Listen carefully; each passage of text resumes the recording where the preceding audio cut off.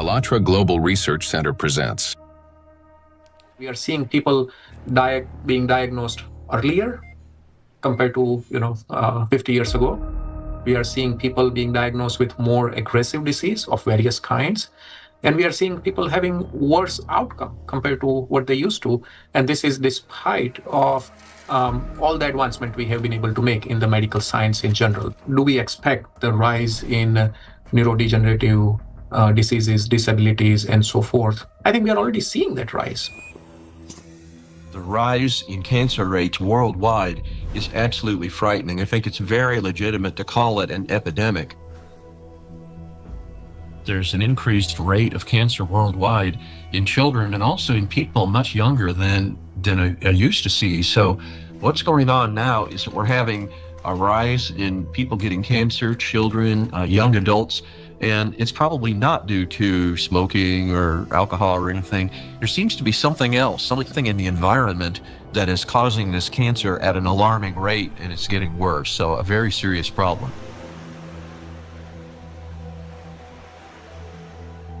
Diseases are emerging early in life. Today's generation is getting sick at ages when their parents were still healthy. And what's worse is that they're often battling not just one, but multiple chronic diseases simultaneously. How can this be happening despite all the advances in modern medicine? What if behind this rapid global decline in human health, there lies a hidden factor, one that we've overlooked all along? Nanoplastics, a threat to life. We're talking about microplastics, tiny particles that can't be seen with the naked eye. They're much thinner than a human hair, extremely fine. From the molecular level to the scale of entire ecosystems, understanding microplastics is crucial for protecting the biosphere and public health. I was also surprised that it took so long, to people to recognize that's a problem, because this plastic production increased super high in the 1950s, and we have now, I guess, something between 400 and 500 million tons of plastic production every year, and this keeps accumulating, and in all our ecosystems. So it's not only affecting the human life, but the whole ecosystem. So it's every individual, every plant, even bacteria. They take them up. So that's something which we have to take into account. The fact that it now pervades from our deepest ocean to our highest mountain, that it's present in more or less every living sample that scientists have looked at, and in some populations in considerable proportions, and that it's now pervading, our food, drink, and the air we breathe, to me, is quite concerning. The science has clearly, without a doubt, shown that these chemicals, these particles are very harmful for us in various ways, not just one organ system, but all organ systems are affected. Plastic symbolizes progress, a triumph of human ingenuity, a material that is light, strong, and built to last forever. Yet, as humanity, we miss something crucial. We fail to notice how the very material created to improve our lives began instead to endanger them. Unfortunately, people often underestimate the true threat posed by plastics. Many think of it merely as an environmental problem. Bottles scattered on beaches, debris floating across the sea. And yes, these do pollute our planet. But large plastic pieces alone cannot destroy the entire biosphere, including humanity, unlike the microscopic particles they eventually become. This plastic bottle, in this form, it poses no immediate danger. But everything changes once this solid object disintegrates into masses of microscopic fragments. If this half-liter bottle were broken down into plastic particles just 1 micrometer in size, it would create roughly 10 trillion of them. And if all those particles were to penetrate the cells of a human body at once, this single bottle, in the form of nanoparticles, would destroy a person within minutes. Micro and nanoplastics are a threat to life itself. And by life, we mean not only human existence, but the very survival of the entire biosphere. Scientists are sounding the alarm that even today, exposure to these particles is leading to deterioration of health, as well as physical and cognitive decline across humankind. A growing body of research links micro and nanoplastics to the development of diseases, genetic mutations, and the rise of antibiotic resistance. Some researchers even associate tiny plastics with climate anomalies, natural disasters, and increase in seismic activity as trillions of microscopic particles interact with the environment. Over time, they could create uninhabitable zones across our planet. And all of this begins with a simple chain reaction. When plastic, like this very plastic bottle, breaks down into micro and nanoplastics. This documentary is a result of a large-scale investigation. We have examined hundreds of scientific studies and thousands of facts to answer key questions, like why are plastics so particularly dangerous? How can plastic particles threaten the very foundation of life? And what chances remain for humanity to change its course? Today, only a few hundred, perhaps a few thousand people truly understand the magnitude of this threat. A number far too small for a world of 8 billion. But by watching this documentary, you will become one of the few who understand what's really happening. This is a story of why researchers studying nanoplastics call them the #1 killer, and how they're already reshaping our future. Plastic interferes with the universal language of life.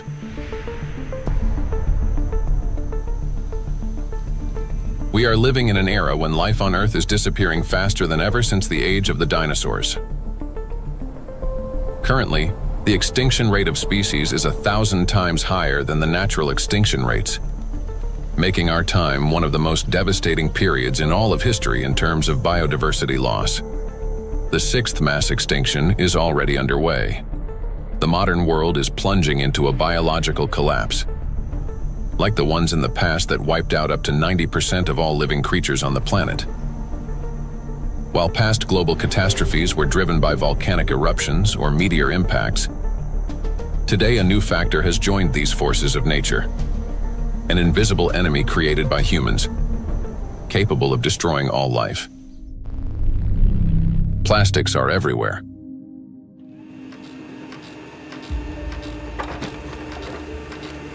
Since the mid-20th century, humanity has produced more than 9 billion tons of plastic. A material that was meant to make life easier, but has instead become a deadly trap for nature and for humanity. It is well established that most plastic is never recycled. Professor Antonio Ragusa, an Italian obstetrician-gynecologist and researcher who first identified microplastic in the human placenta, explains how it continues its journey through the biosphere. Of the millions and millions of tons of plastic we produce, less than 10% gets recycled. More than 90% is dumped into the environment. And when plastic gets dumped into the environment, it slowly breaks down into smaller and smaller particles, eventually becoming very small, microplastics, or even tiny nanoplastics. These particles travel down rivers, reach the seas, spread throughout the oceans, and enter the fish we later eat, so they end up back inside us. The problem of microplastics has long been observed in ecosystems across the globe. Professor Sedat Gündoğdu of Çukurova University in Turkey, founder of a research group on microplastics and expert in marine biology and Mediterranean microplastic contamination, speaks about this growing concern. I'm working on fish biology mostly. I was working on fish biology since 2016. During my PhD study, I recognized that all the sampling location that we work for biodiversity fully polluted with plastics, not only microplastics, because first we realized that the main problem is plastic itself. Today we are accustomed to hearing the word microplastic. But there was a time when this term simply didn't exist. Professor Richard Thompson is a marine biologist at the University of Plymouth, director of the Marine Institute, officer of the Order of the British Empire, and fellow of the Royal Society. In his work, he was the first to describe microscopic plastic particles in the marine environment, laying the foundation for an entirely new field of research. When I started to teach, I set the challenge to some of my students. They went out onto the shoreline, they collected samples of sand, and we started to look at them under the microscope. And from the very first samples, we could see pieces that did not look like sand grains, brightly colored pieces, red and blue. And it was then almost a kind of forensic journey to confirm their identity. And we confirmed that they were indeed plastics. We showed that they were present around the UK in a range of different habitats, in sediments and in the water column. And interestingly, in that first paper in 2004, my first paper on the topic, we used the term microplastics. And the term hadn't been used in this context for truly microscopic pieces before. There had been, and we referenced them in our paper, some studies of small pieces of plastic before, but we went smaller than anybody else. We showed this bioavailability. We showed the temporal trend of increasing over time. The ocean is the main reservoir of plastic accumulation. It already contains more than 200 million tons of plastic waste, and this amount continues to grow every day. It is important to understand that plastic does not disappear. Under the influence of sunlight, waves, salinity, and mechanical friction, it breaks down into microplastics and nanoplastics. Microplastics are plastic particles smaller than 5 millimeters in size, while nanoplastics are smaller than 1 micrometer, about 1,000 times thinner than a human hair. There are about 350 trillion microplastic particles in the surface layer of the ocean alone. Yet the real number is far greater. Scientists estimate that roughly 90% of nanoplastic particles are too small to be detected by current analytical instruments. As water evaporates from the surface of oceans and other bodies of water, microplastic particles rise into the atmosphere together with the water vapor. Dr. Dusan Materic, an environmental analyst at the Helmholtz Center for Environmental Research, Germany, leads a research group dedicated to the study of nanoplastics. Dr. Materic investigates atmospheric nanoplastics at the Sonnenblick Observatory in Austria, the oldest high-altitude research station in Europe. And for those nanoplastics that fragments from big fibers, because of UV weathering, because of just mechanical forces, those shredding nanoplastics are much more potent to stay in the air for a long, long period, and that means picked up and brought even here at 3,106 meters above sea level. So what we discovered is that we have nanoplastics across all the stations, and we have nanoplastics even in the deepest ocean environment, and our deepest point is below 5,000 meters. Micro and nanoparticles in the atmosphere can travel thousands of kilometers, crossing from one continent to another. This is noted by Dr. Elke Ludewig from Austria, who heads the Sonnenblick Observatory and the European Center for Cloud Ambient Intercomparison, where the transport of these particles and the effects of this process are recorded. We know from different cases that we have really long transports of particles from, for example, Japan up to here, or Canada, for example. There are two examples I can tell you. The one is the accident in Fukushima. It took about 11 days until aerosol particles with a higher radiation received the Sonnenblick Observatory. Another example was in 2025, on the 9th of June, there was a kind of transport, an air mass from Canada received the station here. We could see it in the sky. Of course, we could see it in our data that we had higher aerosol concentration, but the really impressive moment was, and that's why it's also important to have stuff up here, we could really smell the burn in the air. And this lasts for the whole day. So there you can see how intense effects somewhere on the globe, especially on the North Hemisphere, can be, and it's still transported hundreds of kilometers around the North Hemisphere, and we can measure it here and show what it is. Atmospheric micro and nanoplastics then return to Earth with precipitation, falling with rain or snow and settling in forests, on farmland, and across grasslands, where they seep into the soil and penetrate plants. This is happening all over the planet, in both the northern and southern hemispheres. Liliana Cáceres Sanchez, MSc in Science, Technology and Health, a biologist specializing in ecotoxicology and environmental protection, and a researcher at the Center for Research in Exact Sciences and Engineering at the Bolivian Catholic University San Pablo, notes that microplastics are present in natural environments, in living organisms, and in food products. In recent years, we've conducted analyses of soil, air, and both surface and groundwater in Cochabamba. We have also examined lakes and lagoons, and in all of these samples, we have found microplastics. The fact that we found microplastics even in areas with no human presence suggests that microplastic particles are actively moving through the environment. In addition, we identified their presence in food and in living organisms. We detected microplastics in milk and other pasteurized products such as yogurt. They were also found in wild animals, for example, in the Titicaca water frog and in fish from a lake near Cochabamba called Angostura. These findings confirm that microplastics have already become part of our food chain and ecological chain. Due to microplastic pollution, 1 in 10 grains of the world's 3 main food crops, rice, wheat, and corn, may die before harvest. In addition, researchers from the University of Catania have found high concentrations of microplastic particles in apples, pears, carrots, potatoes, lettuce, and broccoli. Overall, apples and carrots contained the highest levels of contamination, and fruits were found to have more plastic particles than vegetables. On dairy farms in several countries, microplastic particles have been found in samples of hay and other types of cattle feed. The presence of microplastics has also been confirmed in the milk and meat of cows and sheep, as well as in the lung tissue of pigs and in the stomachs and intestines of domestic ducks. This means that plastic has now become inseparable from livestock farming. Scientists from the University of Newcastle in Australia estimate that the average person today consumes around 250 grams of plastic per year through food, the weight equivalent of 50 plastic bags. Moreover, humans inhale micro and nanoplastics. According to studies, an adult can inhale up to 106,000 microplastic particles during a 2-hour walk in a large city.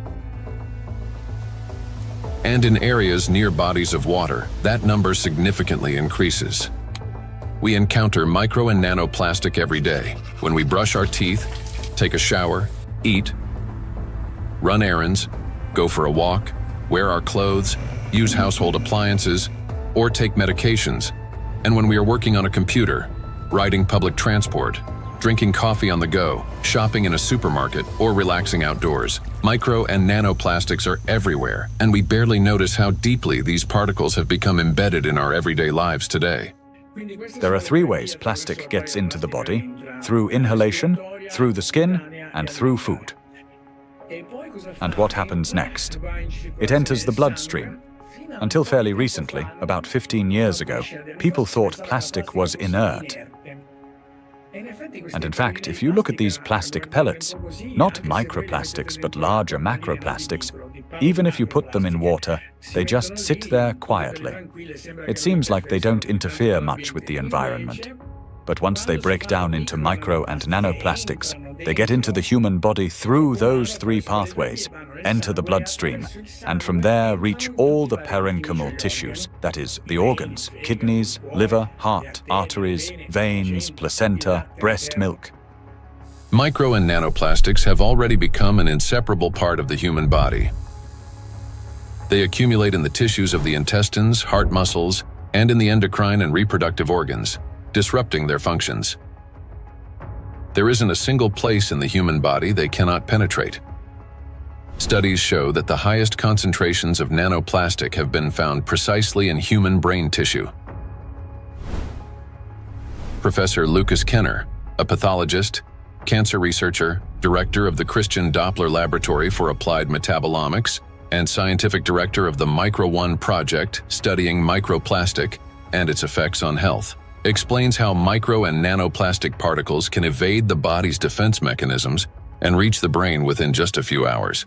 And we found out that particles which are in the bloodstream and cover themselves with cholesterol molecules, they easily can enter the blood-brain barrier, which is a very strict body barrier and protects the brain from toxic outside or even therapeutic substances. So it's, that's difficult, for instance, to treat brain tumors because the blood-brain barrier is so strict also for medications. But particles can enter quickly because they cover themselves with molecules will help them enter the blood-brain barrier. And this is for me, it was really very striking to see that, that these particles in 2 hours after we give them an oral gavage, they're already in the brain. Scientists at the University of New Mexico have found that in every gram of brain tissue in middle-aged individuals, there are about 4,900 micrograms of plastic. This means that today, around 0.5% of the human brain is composed of plastic. Simple calculations show that the human brain contains on average around 7 grams of plastic, roughly the weight of a plastic teaspoon. And such a teaspoon is already inside the human head. It is well known that micro and nanoplastics are dangerous because of toxic chemical additives they contain, such as phthalates and bisphenols. Treating diseases associated with just 3 chemicals of the most toxic additives found in plastics costs humanity $1.5 trillion a year. But this is only the tip of the iceberg, as overall more than 16,000 chemical compounds are used in the production of various types of plastics, each carrying its own potential risks to human health. Yet there is another factor, one far more dangerous and still vastly underestimated, in how nanoplastics affect the human body. It is precisely this factor that allows nanoplastics to easily penetrate the body's protective barriers, and once inside, they are virtually impossible to remove. The destructive impact of plastics at the chemical level has already been examined in another documentary, A Trap for Humanity, part of which focused on the toxic additives in plastics and their devastating effects for human health. Now, the dangers from chemicals are, of course, the most visible and widely discussed part of the problem. But as our investigation continued, we realized that the true danger of plastics lie beyond the chemistry, extending much deeper into the realm of physics. To understand why plastic particles are so dangerous, we must first understand their unique physical properties. Unique properties of plastic. At the micro and nanoscale, plastic particles acquire new physicochemical properties. They can retain surface charge for longer periods and interact with electrostatic fields and other molecules. In this sense, micro and nanoplastics can be compared to an electret, a material that accumulates static electricity and holds it for an extended time. Moreover, plastic particles not only retain an electrostatic charge, but can also recharge it. This occurs through the triboelectric effect. That is, when plastic comes into contact with or rubs against other surfaces, including fabrics, cells, and liquids. In other words, plastic particles can recharge themselves, restoring their electrostatic charge again and again. To understand how the properties of plastic differ from those of other materials, we conducted a simple experiment. Here, inside transparent plastic cups, we suspended several objects made of different materials: a metal needle, a wooden matchstick, a copper wire, and a strip of magnesium. Now, while these objects remained motionless when a plastic rod was brought close, everything changed dramatically when we rubbed the plastic rod against the wall. That is, all the suspended objects began swinging and moved toward the rod. So, what caused this reaction? The answer lies in the electrostatic charge that formed on the plastic surface.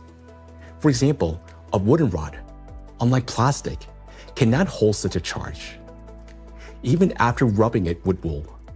The material caused no movement. The same was true for metal scissors, which showed no effect until the material touched a magnet. Only then did the metal needle respond. So this experiment clearly shows how material responds differently to electric and magnetic fields. Now, plastic stands out among other materials because it can not only accumulate, but also retain electrostatic charge for a prolonged period. This is distinct from wood, which quickly dissipates charge because of its moisture content, and therefore has little effect on other nearby objects. It's a dielectric material. Metals, on the other hand, do not hold charge but quickly redistributes it across their surface. They're conductors. Magnets, meanwhile, create magnetic rather than electric fields and thus cannot attract electrically neutral objects in the way a charged plastic can. So this is what makes electrostatically charged plastic so dangerous. It is an invisible force capable of changing everything around it. Once charged, plastic can attract even neutral particles, disrupting many natural physical processes. And as plastics breaks down into smaller fragments, micro and nanoplastics, it doesn't lose its properties. In fact, the impact of plastic on the environment and living organisms only intensifies as the particles become smaller. It's the charge that makes plastic especially dangerous to all life on our planet. Therefore, plastic cannot be regarded as passive waste. It is an active, electrically charged material capable of interacting with nearly all substances on Earth, from atmospheric particles to living cells. The smaller the plastic particle, the more active it becomes, and the more dangerous its impact. If you view a microplastic particle and it's 5 millimeters in diameter, and you break it down to a nanoplastic particle, which is 1 micrometer in size, you generate from one particle 125 billion particles, which is the number of galaxies we have in the universe. And the surface of these particles is 5,000 times larger than the 5 millimeter particle. So this just exemplifies how big an issue the breakdown of those plastic particles in even and all the time smaller particles. And these particles have maybe totally different properties than the large 5 millimeter particles. So you not only change the size, but also the surface and the properties of the particles. Nanoplastic has an enormous surface area compared to its mass. It's like a tiny grain with the surface area of a football field. This is called a high specific surface area. The larger the surface, the greater the particle's ability to accumulate and retain electrostatic charge, and the more active sites it contains that bind proteins, metal ions, lipids, and other molecules from the surrounding environment can attach. To understand how dangerous these tiny charged particles are, let's run a simple mental experiment. For example, we have an ordinary 1.5 volt battery. If we divide it into 125 billion tiny batteries, and suppose each of them still had the same power output of 1.5 volts, their aggregate power would equal 187.5 billion volts. Imagine how much greater the voltage will become. Similar things happen with plastic. When a single fragment of plastic is divided into 125 billion particles, each carrying a charge, the amount of charge increases. Today, millions of tons of plastic in our biosphere are constantly breaking down into smaller and smaller particles, each carrying an electrostatic charge that allows it to penetrate everywhere. Consequently, as the number of electrostatically charged plastic particles grows, an excess electrical potential builds up throughout our planet. This is a major factor disrupting the Earth's energy balance, contributing to warming of the oceans, increase in atmospheric anomalies, as well as the number and severity of natural disasters each year. Note that the warmer the ocean, the more acidic it gets, and the faster plastic breaks down into charged micro-nanoplastics. This in turn leads to greater buildup of energy on our planet, amplifying all these processes in a self-reinforcing chain reaction. In addition, the smaller the particle, the more easily it penetrates the protective barrier of living organisms, including humans, triggering various chronic diseases and killing millions of people. We'll explore all of this in detail. In other words, plastic fragmentation does not make it safer. On the contrary, it transforms it into nanoparticles that readily penetrate living organisms. We know so far that compared to microplastics, nanoplastics can pass through the cell membranes much easily. That means that they can go to our bloodstream, not just us animals as well, and they can be carried to certain organs, deposited there, hard to be excreted back and things like that. This is why nanoplastic is far more dangerous than microplastic, as its capacity to accumulate electrostatic charge is significantly greater. Due to their electrolyte behavior and small size, plastics do not remain inert particles. They become charged and transform into trillions of micro and nano killers. It is through this charge that tiny plastics can penetrate deep into the living tissues and even destroy them. Today, these particles are everywhere, and they're already interfering with the delicate electrical processes in nature. Now, we often think of electricity as something artificial, confined to light bulbs, batteries, and wires. But in reality, electrical impulses are the very language of life. That is, they enable the entire biosphere to function. And it is precisely these natural processes that electrostatically charged micro and nanoplastics are now disrupting. Universal language of nature.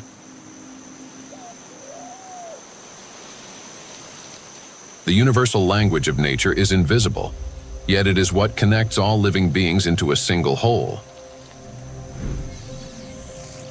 Forests.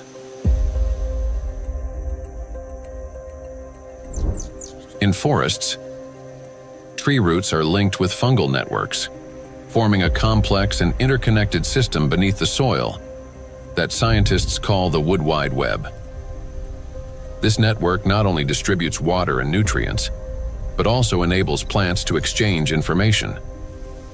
Plants communicate in two major ways: chemically, by releasing specific molecules, and electrically, by sending electrical signals similar to nerve impulses in animals and humans. For example, when insects attack, a tree generates an electrical signal that triggers defensive responses. This signal can travel through roots into the fungal network, reaching other trees. A similar effect was detected by scientists during a solar eclipse. The bioelectric signals of trees began to synchronize, forming a single impulse. The oldest trees responded first, as if they remembered such events, and were warning the younger ones. Through electrical signals, plants can coordinate their growth, warn each other of danger, adapt collectively to stress, and even store shared memory. It is precisely this finely tuned system that is now being disrupted by micro and nanoplastics. Today, forests have become vast reservoirs of microplastics. Research shows that forests capture microplastic from the atmosphere. As air currents pass through forests, they carry tons of microplastic particles. The forest functions as a massive filter. Tree canopies and leaves literally comb out particles from the air. In the past, this process helped purify the atmosphere from dust and dirt. Today, however, along with these natural particles, micro and nanoplastic are also being trapped. Unlike dust, which can become part of organic matter, plastic does not decompose. It remains in leaves, accumulates in soil, and persists in forest air. Every day, dozens of microplastic particles settle on each square meter of the forest canopy. Scientists estimated the annual deposition of microplastics in forest soils and showed that it correlates with the scale of plastic production in Europe. Assuming that atmospheric fallout is the primary source, they concluded that roughly 400,000 microplastic particles per square meter could accumulate in forest soil over a 70-year period. Charged particles distort bioelectrical signals and deprive forests of their ability to adapt and survive. Negatively charged nanoparticles penetrate plant roots more easily, disrupting nutrient absorption. As a result, growth slows down and root formation is impaired. In addition, electrostatically charged micro and nanoparticles of plastic adhere to leaves and penetrate plant cells, impairing photosynthesis. They damage chloroplasts, the energy centers of plant cells, the analog of mitochondria in animal and human cells. Prolonged exposure to micro and nanoplastics reduces the ability of plants to produce oxygen. Some of the world's forests, such as the eastern forests of the Amazon, are already emitting more carbon dioxide than they produce oxygen. Animals. Micro and nanoplastics can penetrate the brains of animals. Electrostatically charged plastic particles damage brain cells and disrupt the transmission of nerve impulses. This causes malfunctions in the nervous system, from reduced vision, hearing, and smell to impaired motor coordination. As a result, animals struggle to navigate, find food, avoid danger, and to communicate with one another. And all of this greatly reduces their chances of survival. These effects mirror the early signs of neurodegenerative diseases in humans. According to the Worldwide Fund for Nature, over the past 50 years, the global population of wild animals has declined by nearly 70%. People can't even protect those they've taken responsibility for. Household pets are also poisoned by micro and nanoplastics. Pet food contains PET, the same plastic used to make bottles. Moreover, microplastic particles have been found in the tissues of cats and dogs.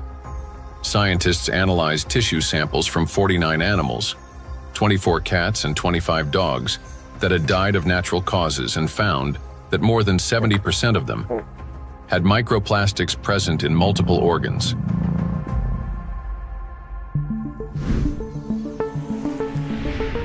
Insects. The rate of insect extinction is 8 times higher than that of mammals, birds, or reptiles. The crisis is especially severe for pollinators, bees, whose role in ecosystems and agriculture is critical. Wild and domesticated bees pollinate 75% of agricultural crops and 90% of wild flowering plants. More than 30% of the world's food production depends on bees. Today, populations of honeybees and wild bees are declining rapidly. If this trend continues, half of all bee populations may disappear within the next decade. The disappearance of bees means the loss of the link that connects plants and food, nature, and humanity. Studies by Indian researchers have identified a correlation between microplastic pollution and declining populations of insects. Bees interact with their environment through electrical impulses. They navigate not only by scent, color, and flower shape, but also, remarkably, by sensing a flower's electric field. When a bee approaches a flower, they communicate through the electrical field. As bees fly, friction with the air gives their bodies a positive charge, while flowers, being grounded, carry a negative charge. This difference creates an electric field that allows pollen to transfer to the bee even before it lands. Experiments have shown that bees can distinguish flowers by their electric fields, associate specific electrical signals with the presence of nectar, and even determine a flower's freshness by the strength of its residual charge.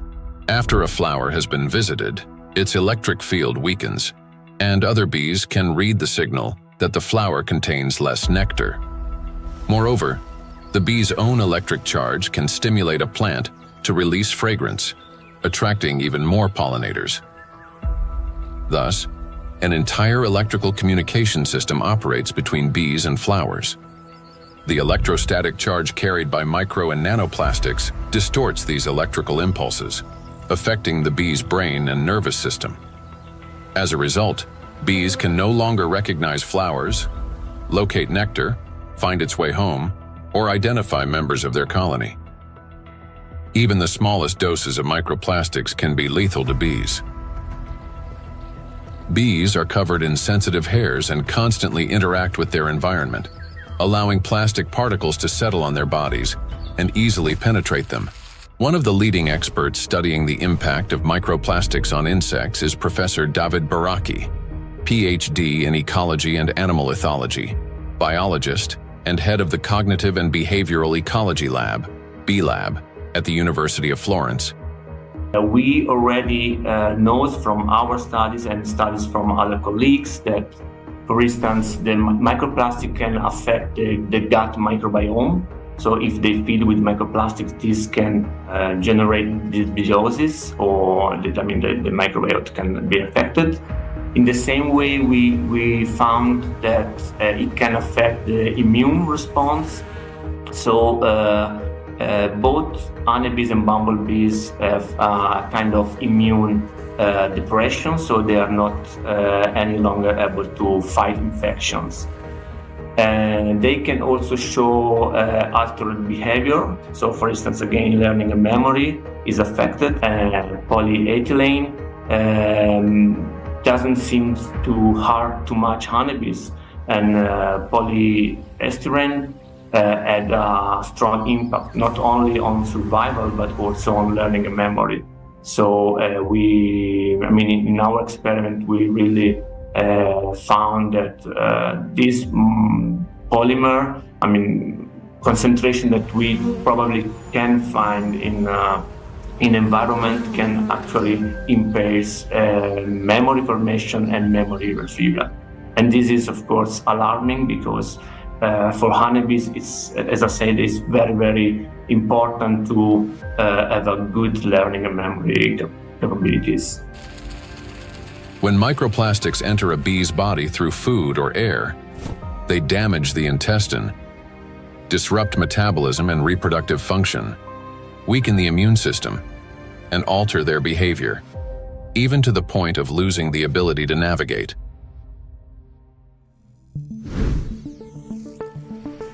Birds. Across the globe, scientists are observing an alarming trend. The number of wild birds is rapidly declining. In North America alone, over the past 50 years, approximately 3 billion birds have disappeared. That is a quarter of the entire bird population. Electrical signals play as vital a role in the lives of birds as they do throughout the entire biosphere. The avian nervous system functions through transmission of electrical signals from the brain to all parts of the body. Those impulses control movements of wings, tail, and body in flight, vision and coordination, cognitive responses, for example, evading predators, song and vocal communication. Birds are true living navigators capable of traveling thousands of kilometers and returning precisely to the same locations year after year. Scientists have discovered that many migratory birds use Earth's magnetic field for orientation. Imagine an airplane. A pilot sees a radar screen with lines and markers to avoid getting lost in the sky. For birds, their eyes serve as such a radar. Specialized molecules in their eyes detect both light and Earth's magnetic field, converting them into electrical signals. In the brain, those signals form an image with field lines superimposed on the real world. A bird simultaneously sees clouds, land, and its magnetic radar, allowing it to maintain course in any direction with ease. Electrostatically charged micro and nanoplastic particles entering a bird's body distort electrical impulses and disrupt functioning of its nervous system. This leads to loss of motor coordination, weakened memory and learning ability, and impaired vocalization and spatial orientation. Externally, this manifests as increasingly erratic flight, unstable behavior, and even softer, weakened chirping. Nestlings are especially vulnerable. Many do not survive to adulthood, and those that do often exhibit cognitive impairments. However, that's not all. Plastics damage the liver, kidneys, stomach, and brain of birds, causing symptoms that resemble Alzheimer's disease. Even birds that appear healthy lose the ability to adequately care for their partners and offspring, sharply reducing their chances of successful reproduction.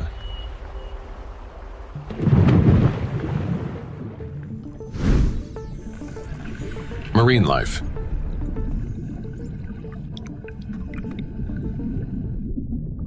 Beneath the surface reigns a unique world where vision weakens and sounds become distorted. In such conditions, marine life perceives reality differently. Through electroreception, the ability to sense faint electric fields and navigate by them.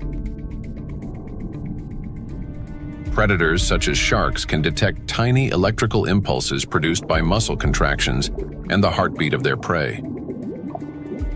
Even if a fish remains motionless and hidden in sand, its bioelectric signals reveal its location. All living organisms in water generate continuous bioelectric fields due to ion flow across their skin. Those fields are subtly altered when the animal moves or when another living being appears nearby. Electrical impulses are an inseparable part of life itself, even underwater. Electrostatically charged micro and nanoplastics can distort or block those signals, which makes marine creatures especially vulnerable. As a result, marine animals and fish lose their ability to accurately locate prey, avoid predators, and follow migration routes. This threatens their survival and leads to population declines. Furthermore, fish exposed to microplastics exhibit a wide range of toxic effects, from immune system dysfunction to altered blood composition. Signs of neurotoxicity, growth retardation, and reduced reproductive capacity have also been documented in fish.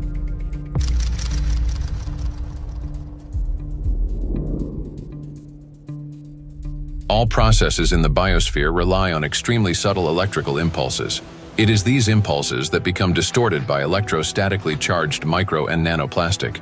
Micro and nanoplastics have already permeated every environment and integrated into all ecosystems. The examples given here represent only a small part of a global problem. Disruptions are occurring throughout the biosphere without exception, and the outcome is the same everywhere. Distortion of signal transmission, breakdown of biological connections, malfunction of living systems, and ultimately, the death of life itself. Micro and nanoplastics are everywhere, and everything they touch is slowly dying.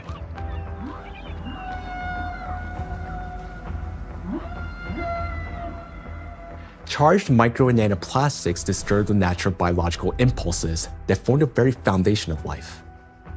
Gradually, they erode the mechanisms that allow the biospheres to exist and interact. This decay begins from within, slowly, almost imperceptibly, yet inevitably.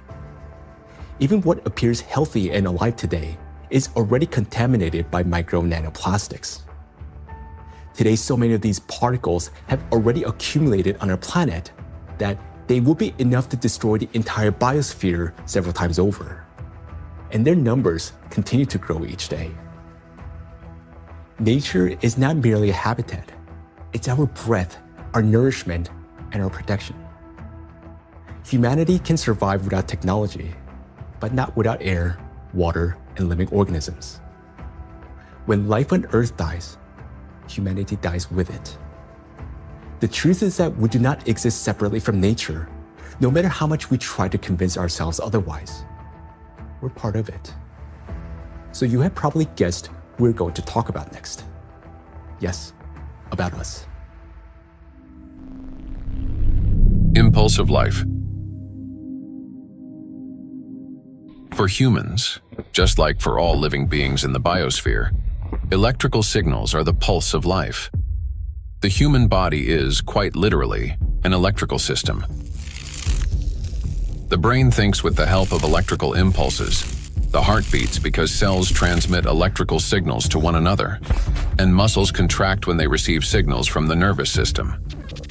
Neurons play a key role in coordinating all body functions by generating and transmitting electrical impulses. How an electrical impulse is generated in neurons. Every neuron has a membrane with the so-called gates, ion channels. When a signal needs to be transmitted, some of these gates open, and ions begin moving quickly into or out of the cell. This flow of ions changes the membrane's electrical charge, creating an electrical impulse. The impulse travels along the neuron and transmits information further to other cells. How you communicate, whether you interrupt, speak quickly and emotionally, or on the contrary, whether you're apathetic, how you scroll through a news feed on your phone, whether you rush or move slowly, depends largely on the balance of ions. When this balance is disrupted, a person can become overly irritable, or, on the contrary, sluggish. Every movement and reaction of our body is based on electrical impulses in neurons and other cells. For example, if you accidentally touch a hot object, nerve fibers instantly transmit a signal to the brain, which commands the muscles. Pull your hand away. Without electrical impulses, the body wouldn't be able to maintain a stable internal state, homeostasis. Even the immune system cannot function without electrical impulses. The speed and strength of every immune cell's response depend directly on the quality of impulse transmission.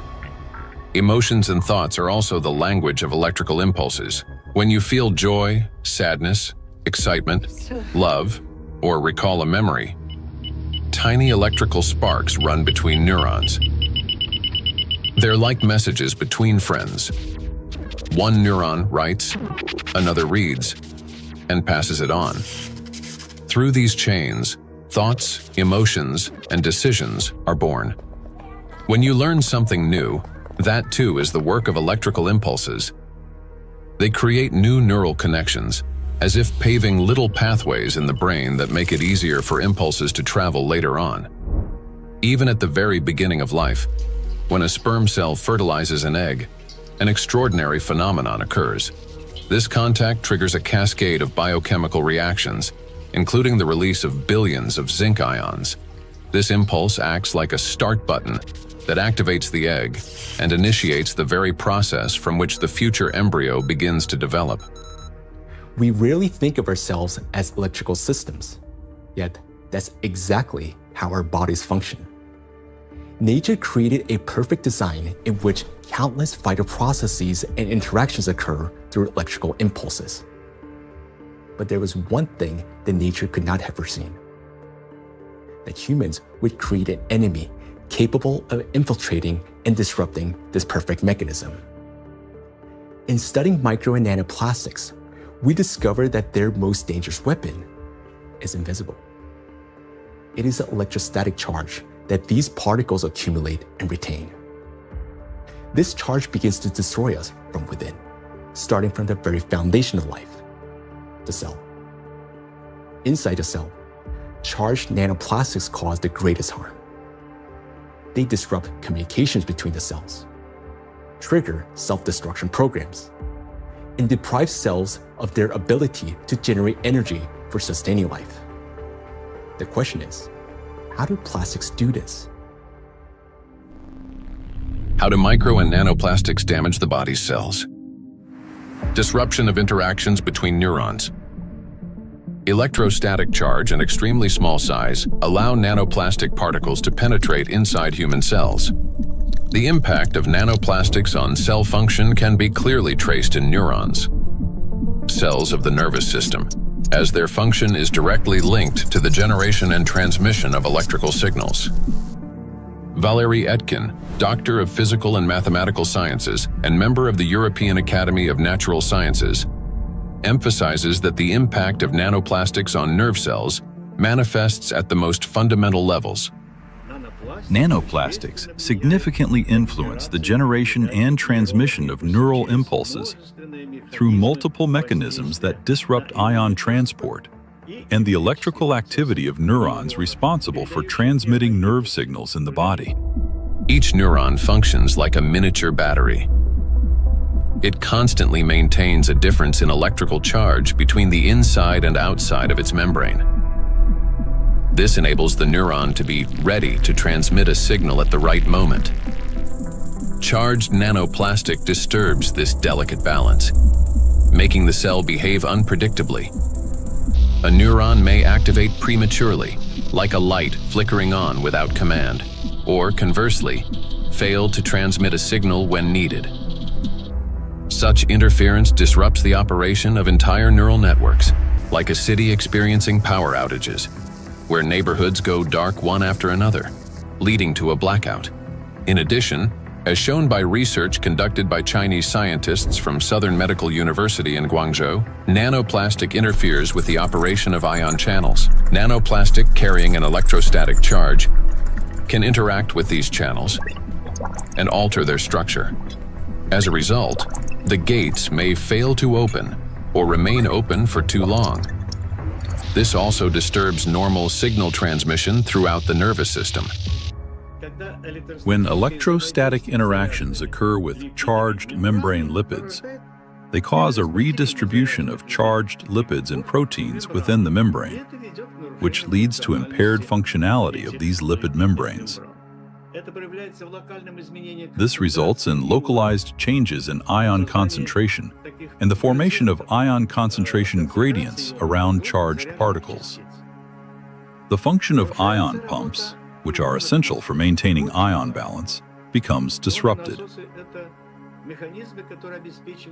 Ion pumps are mechanisms that move substances against their concentration gradients, a process known as active transport. When these processes become unbalanced, they accumulate energy that can later be used by biological systems to perform work. And so, the work of these pumps may be disrupted, yet it's one of the core mechanisms underlying biological activity. Signal transmission between neurons is a complex yet remarkably coordinated electrochemical communication process in which special molecules, neurotransmitters, play a crucial role. These molecules act as couriers, transferring information from one neuron to another in a strictly ordered manner. Nanoplastic particles carrying an electrostatic charge can interfere with the release of neurotransmitters or trigger their discharge without proper signaling. As a result, chaotic and false signals emerge in the brain, as if the nervous system can no longer distinguish what messages to send, when to send them, or where they should go. Any disruption in communication between neurons inevitably affects our mental state. If you find yourself becoming forgetful or absent-minded, if you have difficulty concentrating or remembering even simple things, it may be a sign that the degradation of neural connections has already begun. Nanoplastics not only interfere with communications between neurons, but they also penetrate directly into cells and even trigger their self-destruction. Cells start the process of self-destruction. Each cell continuously produces specific molecules known as reactive oxygen species. These molecules participate in processes of growth, division, and programmed cell death. Under normal conditions, their levels are regulated by the cell's defense system, antioxidants, acting as cleaners. Antioxidants rapidly neutralize excess reactive oxygen species, preventing them from damaging the organism. When a cell is exposed to irritants, such as infection, injury, or toxins, it produces elevated levels of reactive oxygen species, which in excess can damage vital cellular structures. This leads to oxidative stress, a kind of chemical assault within the cell. In response to damage and oxidative stress, a natural defense mechanism is activated: inflammation. Its purpose is to eliminate the source of injury and restore balance. However, in the case of electrostatically charged nanoplastic, this mechanism ceases to function properly. Plastic particles remain inside the cell and act as a continuous irritant. The inflammation does not subside and becomes chronic. As a result, DNA, proteins, membranes, and other key cellular structures are damaged. Ultimately, the cell either can no longer function properly or initiates its own self-destruction. We've done remarkable studies and discovered that plastic embeds itself inside the cytoplasm. The cytoplasm contains organelles, small structures that keep the cell alive and functioning. Plastic gets into the cytoplasm and stays there. It becomes surrounded by a membrane. Similar to the cell membrane, the cell isolates it because it wants to destroy it. And it starts producing enzymes and other substances the cell normally uses when it's invaded by microbes, viruses, bacteria, or antigens. But unlike those natural invaders, plastic is indestructible, as we said. So the cell is essentially subjected to chronic stress, and eventually it becomes diseased. The Microplastics Research Group at the Bolivian Catholic University in Cochabamba uses aquatic planarians, small organisms that serve as highly useful biological models. Their strong regenerative capacity makes it possible to detect early changes in cellular processes similar to those that occur in other animals. Microplastics, especially when combined with other pollutants such as metals, are already affecting living organisms. Microplastics can trigger oxidative stress, an imbalance between the production of reactive oxygen species and the body's antioxidant capacity. This oxidative stress directly affects cellular metabolism, disrupting the functions of proteins, lipids, and nucleic acids, which can lead to changes in growth, regeneration, and the overall physiology of organisms. Thus, exposure to electrostatically charged nanoplastic leads to oxidative stress, inflammation, and consequently, the death of not only neurons, but also other types of cells. Oxidative stress is like a fire burning inside a cell, while antioxidants are like firefighters that work to extinguish it. Note that nanoplastics act as a fuel for the fire, feeding it endlessly until the cell is consumed from within. Yet, that's not all nanoplastics do inside our cells. They also destroy the cell's power plants, the mitochondria. Every cell lives and functions thanks to the energy produced by mitochondria. That very energy powers all processes in the body, from cell division to hormone synthesis. Even the electrical impulses that we've been talking about depend on the energy from mitochondria. And it is precisely this vital source of life that charged nanoplastics attack. Cells stop producing energy for life. Recent studies have shown that mitochondria are particularly vulnerable to the effects of nanoplastic. And that's where a cascade of processes leading to aging and disease begins. Scientists from China have discovered that the electrostatic charge and tiny size of nanoplastic particles allow them to penetrate deep into the cell and accumulate even within mitochondria, disrupting their function. Such a condition is known as mitochondrial dysfunction, a state in which mitochondria can no longer perform their essential roles. For comparison, a mitochondrion is approximately the size of a bacterium, while a nanoplastic particle is dozens of times smaller. Dr. Jeffrey Long, a radiation oncologist with many years of clinical experience and an expert on environmental exposures and their impact on human health, explains the destructive intracellular processes triggered by nanoplastic. They can get into the cell and they can damage the critical parts of the cell, particularly mitochondria. Mitochondria in each cell in the human body is sort of the energy machine. It produces the raw stuff that provides energy to the entire rest of the cell. And it is frightening to understand, and increasingly so with increasing scientific studies, that nanoparticles nanoplastics, as they get in, are actually damaging the mitochondria, that energy-producing part of the cell. They're also damaging the part of the cell involved in division and reproduction called DNA. And certainly they can affect other molecules and proteins within the cell. Mitochondria are the cell's energy and signaling center. They regulate metabolism, control cell growth and division, protect against oxidative stress, modulate inflammation and immune responses, and trigger programmed cell death. One of their key functions is cellular respiration, the process by which energy is produced. Energy in the human body is generated as follows. First, proteins, fats, and carbohydrates from food are broken down into simple molecules. These molecules then enter the mitochondria, where electrons are extracted from them. The electrons move along a specialized chain of proteins, much like an electric current passing through wires. This electron flow drives the mitochondrial energy machinery, resulting in the production of ATP, the universal fuel that powers all organs and tissues. A single mitochondrion can produce up to 10 million molecules of ATP per day. However, electrostatically charged nanoplastic interferes with this delicate process. Its particles disrupt movement of electrons and reduce the efficiency of ATP synthesis. It is similar to a power plant where the wiring begins to short circuit.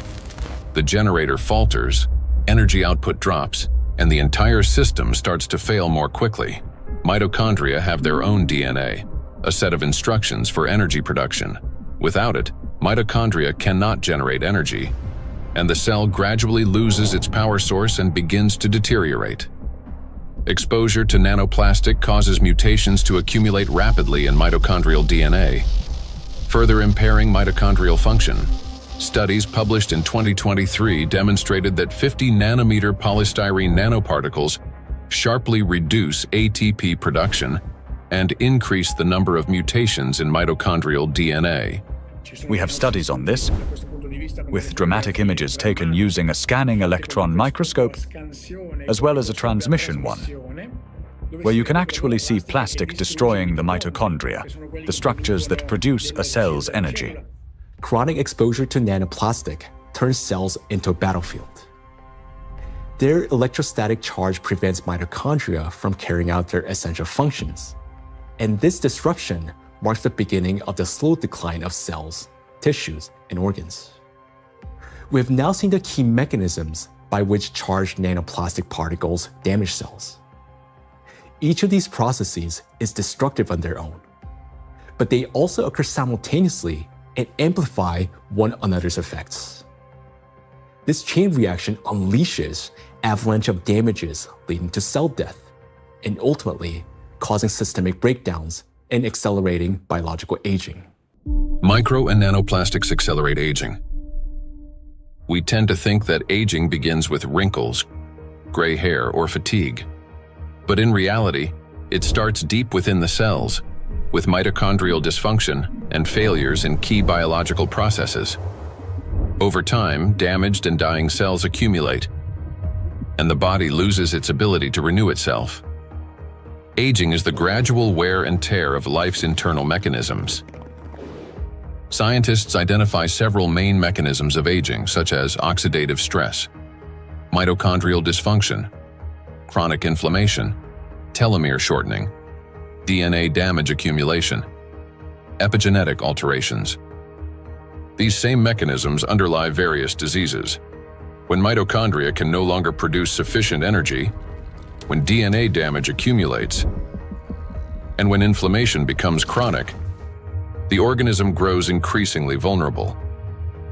This is when conditions such as diabetes, cancer, heart attack, dementia, and Alzheimer's disease begin to develop, and they all share one root cause: the aging of cells and tissues. Here's the crucial point. Electrostatically charged nanoplastic induces the same processes: oxidative stress, DNA damage, mitochondrial dysfunction, telomere shortening, chronic inflammation, and epigenetic alterations. Thus, electrostatically charged nanoplastic artificially accelerates cellular aging. What once unfolded over decades can now progress many times faster under its influence. And we are already witnessing the consequences. Diseases are becoming younger. Scientists have found that modern generations develop illnesses earlier and accumulate more chronic conditions than their parents did at the same age. Even a difference of just a few years now translates into noticeably higher rates of disease. Cancer and hypertension remain the most common conditions. Moreover, each subsequent generation shows an increase in the number of chronic conditions in a single individual. Diseases once considered age-related are increasingly found in young people. Notably, this trend coincides with the growing plastic pollution of the environment. As a result of exposure to electrostatically charged nanoplastic, the biological cell age of people in their 20s or 30s may already correspond to that of a 50 to 60-year-old person. So very frightening how widespread nanoplastics are everywhere, probably each and every one of our cells, even to you talking and among the audience listening, probably all of our cells have at least some nanoplastics. So let's summarize. Aging is a gradual breakdown of the cells in our bodies. Nanoplastics accelerate this deterioration, and thus the aging itself through all those destructive processes within the cells that we've just talked about. And here lies the crucial point. The same mechanisms that drive aging also underlie many chronic diseases. In other words, micro and nanoplastics not only speed up aging, but also contribute to the development of diseases. Today, micro and nanoplastics are detected in every organ of the human body, and everywhere, in each organ, in each cell. The tiny plastic particles trigger a cascade of internal destruction. Nanoplastics damage cell membranes, disrupt ion channels, induce oxidative stress, disable mitochondria, and provoke genetic mutations. These damages affect all cell types in the same way, whether in the heart, bones, lungs, or elsewhere. Now, we know the answer to the main question that began our investigation. Why and by what mechanism are nanoplastics capable of destroying living systems at the microscopic level? But what does that mean to us, for each of us? What specific diseases arise from such cellular destruction within the human body? The answers lie ahead in the next part of our investigation. Micro and nanoplastics are damaging health. Micro and nanoplastics impact the nervous system. Neurological disorders are the leading cause of physical and cognitive disability worldwide, affecting almost 3.5 billion people. Over the past 30 years, the number of such cases has risen drastically, and scientists project that within the next 2 decades, this figure could double.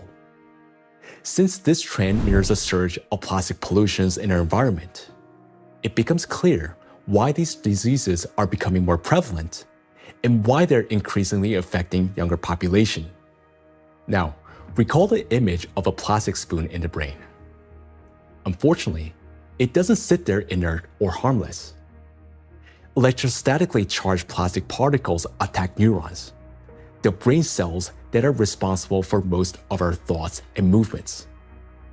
Every day and every minute, nanoplastics are silently destroying cells in our brains, and the exposure to these tiny plastics, they never stop. In fact, it continues to accelerate. Consequently, the damage of our neurons lead to severe and often irreversible diseases like Alzheimer's and Parkinson's, multiple sclerosis, epilepsy, stroke, and many others. But neurons are not limited to the brain.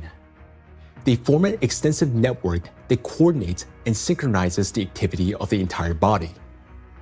And when they're damaged, the autonomic nervous system begins to malfunction, disrupting the function of internal organs. For example, the intestines contain about 500 million neurons, often referred to as a second brain. This vast network plays a vital role in digestion, immunity, and even emotional regulation. But with every sip of water and every meal, an invisible stream of micro nanoplastics enters our bodies. And unfortunately, most of these particles settle and accumulate in the intestines. Micro and nanoplastics destroy intestinal barriers. The intestine is not just a digestive organ. About 70% of the cells in our immune system are concentrated there, which means its condition directly affects the protection of the entire body. So another study that we provided, showed us we are actually eating plastics, microplastics, because we analyzed 26 human cadaver. We just investigate their intestinal system, their gut content, and we found like between 9 and 10 microplastic per person in their stomach. So this is like a acute exposure. At that time, they exposed that amount of microplastics because, when you eat something, it will pass through your intestinal system. Some of them will remain inside the system. This is what we found. There remain microplastic particles inside the human stomach because grams doesn't give enough information about exposure because the particles behave according to their shape rather than their mass, because the definitive transportation feature of plastics or particles is size, because all the human barriers, the gut barrier, intestinal blood barrier, they are selective for size and the type. If they smaller than certain size, like 100 micron, they can pass through through intestinal system to the blood system. The intestinal barrier works like a filter. It allows useful substances, vitamins, nutrients, to pass through and blocks harmful ones, toxins, microbes, and foreign particles. But this entire well-coordinated system is destroyed by electrostatically charged micro and nanoplastics. It damages the cells lining the intestinal walls and weakens the tight junctions between them, making the intestinal barrier more permeable. Microbes, toxins, and plastic particles begin to penetrate the bloodstream from the intestine. In response, the immune system triggers inflammation. The intestine is also the body's second brain. Its walls contain about 500 million neurons that are directly connected to the central nervous system. This connection is called the gut-brain axis. The gut and the brain are connected through the vagus nerve. It is like a direct phone line through which they constantly exchange messages. The brain gives commands to the intestines on what to do, and the intestine informs the brain about their condition. A key role in this communication is played by the microbiota, 100 trillion beneficial bacteria. They produce substances capable of both calming and irritating the nerve endings in the intestinal wall, including those of the vagus nerve. Charged micro and nanoplastics disrupt the balance of gut microbiota. Beneficial microorganisms die, while pathogenic ones begin to multiply actively. When this happens, the communication between the gut and the brain becomes distorted. When nanoplastics enter the intestine, it triggers a vicious cycle of destruction. The damage that begins in the intestine leads to systemic malfunctions throughout the body. The digestive, immune, nervous, and endocrine systems all suffer. This accelerates the body's aging process and increases the risk of serious diseases such as irritable bowel syndrome and inflammatory bowel diseases, allergies and autoimmune diseases, depression, anxiety and cognitive disorders, obesity and diabetes, cardiovascular diseases, neurodegenerative diseases, such as Alzheimer's and Parkinson's. Micro and nanoplastics destroy immunity. Researchers from the University Medical Center Utrecht discovered that immune cells exposed to nanoplastic die 3 times faster than those that are not.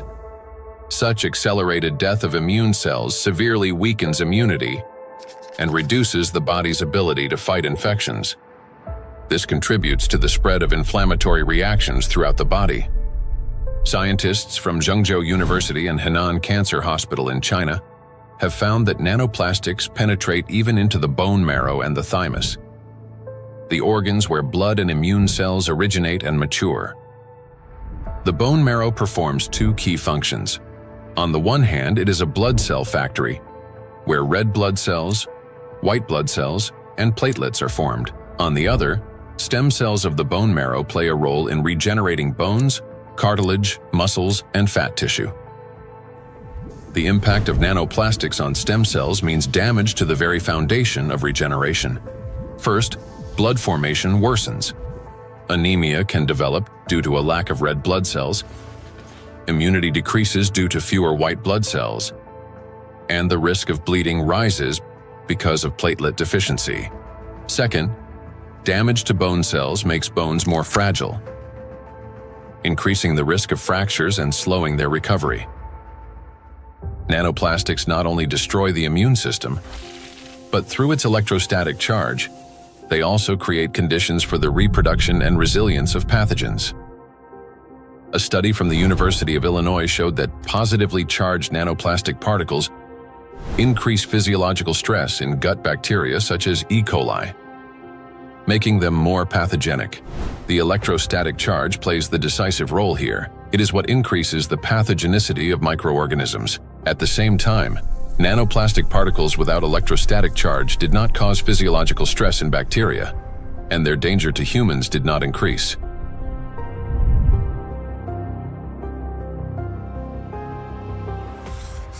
The experiment showed that microplastics, especially polystyrene, can absorb up to 98.6% of viruses, prolonging their survival outside the body for up to 7 days. Viruses that normally die under sunlight or oxygen within hours can persist on plastic for 2 to 7 days, remaining on surfaces such as handrails, bottles, and door handles. A single sneeze from an infected person can release up to 200 million viral particles into the air, which can land on any plastic surface indoors or bind with nanoplastic particles in the air and water. Microplastics become an air and water taxi, spreading infection. Once in the bloodstream, charged micro and nanoplastic particles quickly become coated with plasma proteins, forming a biocorona, which masks them as the body's own cells and makes them invisible to the immune system. Antibiotic resistance.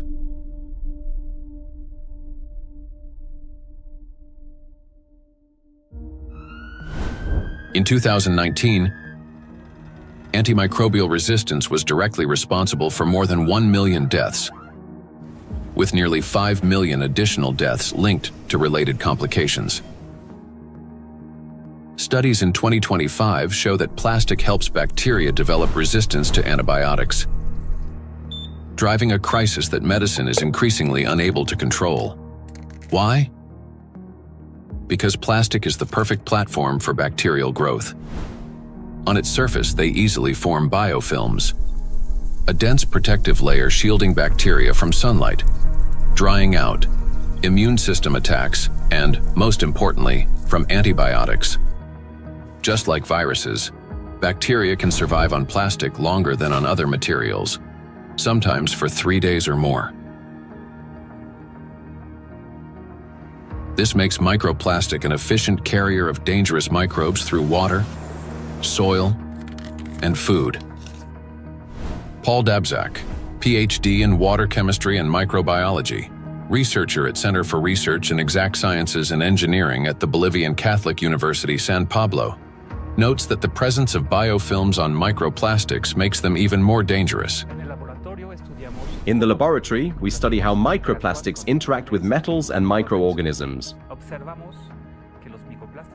We observe that microplastics can adsorb metals through both physical and chemical sorption processes, and that this ability increases in the presence of bacterial biofilms that develop on the surface of the particles.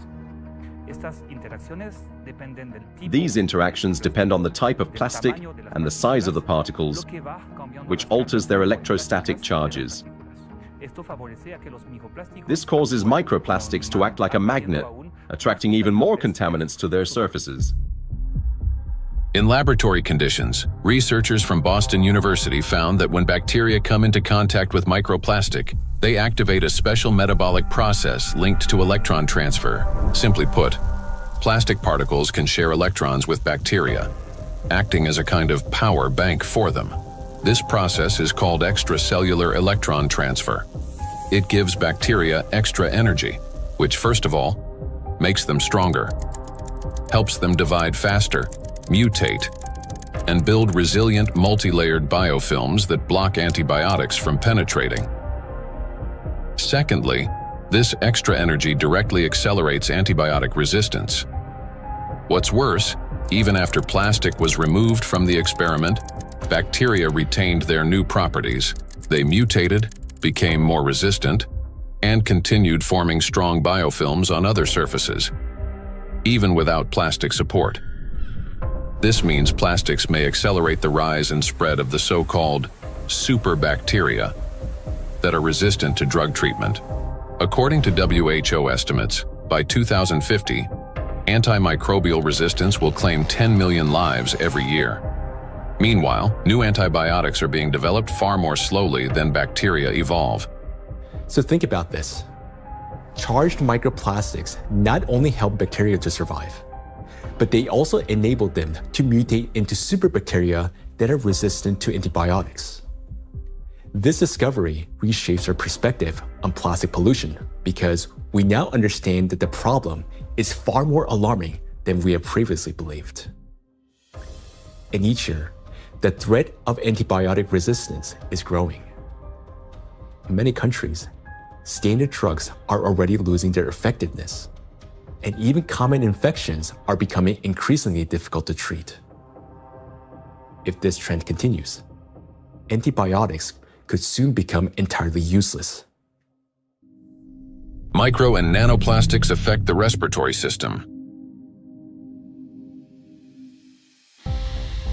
The inhalation pathway of micro and nanoplastics is especially dangerous because plastic particles carrying an electrostatic charge can reach not only the lungs, but also travel directly into the brain through the olfactory pathway.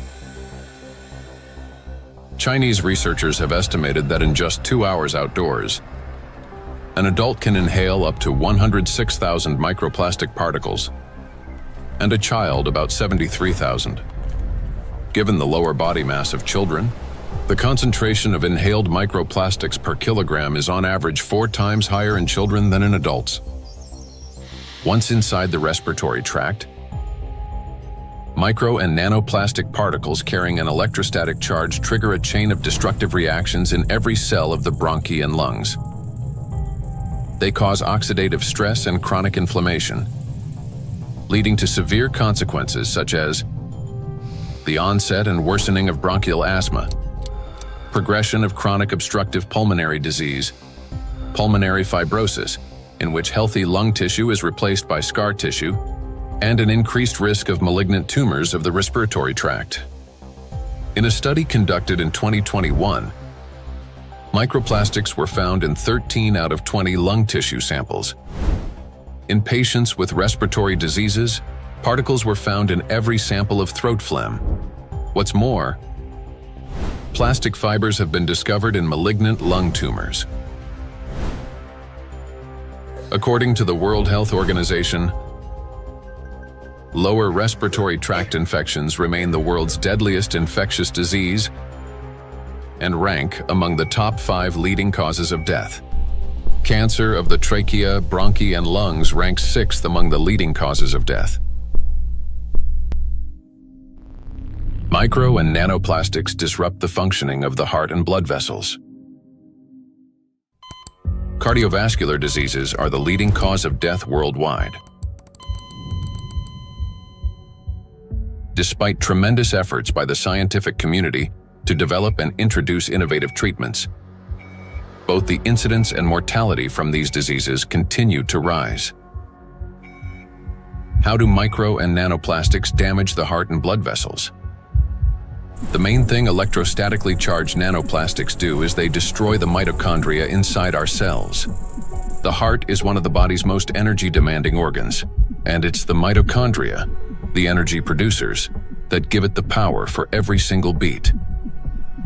And when mitochondria start to malfunction, the heart literally stalls. It no longer has enough energy to maintain a normal rhythm or strong contractions.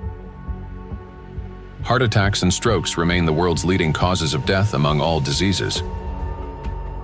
In this context, it's especially alarming that scientists have found micro and nanoplastics inside atherosclerotic plaques, dense deposits within arterial walls that narrow the vessels and can obstruct blood flow. When a vessel becomes constricted or a clot forms, blood circulation to the heart or brain is disrupted, sharply increasing the risk of a heart attack or stroke. Research shows that when microplastics are present in carotid artery plaques, the risk of these life-threatening events and fatal outcomes rises by 4.5 times. Micro and nanoplastic particles trigger blood clot formation. When micro and nanoplastics enter the bloodstream, they don't simply drift there passively. Because of their electrostatic charge, plastic particles stick to vessel walls and attract blood proteins and cells. These coated particles damage the endothelium, the ultra-thin layer of cells lining the inside of blood vessels. The endothelium is like an intelligent shell of the vessels. It regulates their dilation and constriction, controls blood clotting, and protects against inflammation. However, under the influence of micro and nanoplastics, this system breaks down, leading to chronic inflammation and an increased risk of thrombosis. In addition, electrostatically charged microplastics can interact with blood cells, platelets, and red blood cells, disrupting their normal behavior. Under normal conditions, red blood cells carry a negative surface charge called the zeta potential, which keeps them from sticking together and allows blood to flow freely, even through the tiniest capillaries. But when exposed to microplastics, this charge decreases. Red blood cells begin to clump together, blood viscosity rises, and clot formation starts. As a result, clots appear in the vessels, obstructing blood flow, which is especially dangerous for the brain, heart, and eyes. This consequently increases the risk of chronic fatigue, vision disorders, hypertension, heart attack, and stroke. Nanoplastics interact with cell membranes. Positively charged nanoparticles are strongly attracted to negatively charged components, leading to disruption of membrane integrity, for example, in red blood cells, platelets, and endothelial cells. Micro and nanoplastics induce the development of cancer. The rise in cancer rates worldwide is absolutely frightening. I think it's very legitimate to call it an epidemic. The statistics are sobering. The World Health Organization estimated that in 2020, worldwide there was about 18.1 million new cases of cancer, whereas in 2022, just 2 years later, it's gone from 18.1 million up to nearly 20 million. And in fact, according to the World Health Organization, if this trend continues, by 2050, worldwide there's going to be 33 to 35 million new cases of cancer, truly an epidemic and truly a real major health issue affecting every single person everywhere in the world. So yes, that's a huge problem. For a long time, cancer was considered a disease of old age, the result of accumulated DNA mutations, weakened immunity, and years of exposure to carcinogens. But today, because of nanoplastic exposure, mutations can begin to build up in the body at much earlier stages of life. There's an increased rate of cancer worldwide in children and also in people much younger than I used to see. So what's going on now is that we're having a rise in people getting cancer, children, young adults, and it's probably not due to smoking or alcohol or anything. There seems to be something else, something in the environment that is causing this cancer at an alarming rate, and it's getting worse. So a very serious problem, yes. And again, one of the possibilities that could be accounting for this, we'll be talking more about it, is indeed nanoplastics. We observe in the last 30 years that in some countries we observe early onset cancerogenesis, so that tumors are diagnosed more early than previously. So that was like colorectal cancer are observed earlier and diagnosed earlier than 30 years ago in average. A key role in tumor development may be played by mitochondrial dysfunction, caused by exposure to nanoplastics. This happens through the accumulation of mutations in mitochondrial DNA and the disruption of normal cell death mechanisms, which together reduce the body's ability to eliminate damaged cells and increase the likelihood of these cells transforming into tumor cells. So these tumor cells are very aggressive, and normally they don't take anything up which they cannot use. So, I mean, what could happen, I mean, this is hypothetically that they can produce some energy out of these plastics, or somehow some pathways are activated which are helping, the cells to to move faster. That could be. So we need to investigate that. So it's a very important question, and we are basically on that to find out what happens mechanistically in those cells, that they can use plastics to facilitate their migratory potential. Nanoplastics increase levels of reactive oxygen species in organ cells and tissues, causing oxidative stress that accelerates the growth of cancer cells, helps them spread to other tissues, stimulates formation of new blood vessels, enhances inflammation, and weakens the immune system. Moreover, the high level of oxidative stress caused by electrostatically charged nanoplastics promotes the survival of tumor cells and reduces their sensitivity to therapy, making malignant cells more aggressive.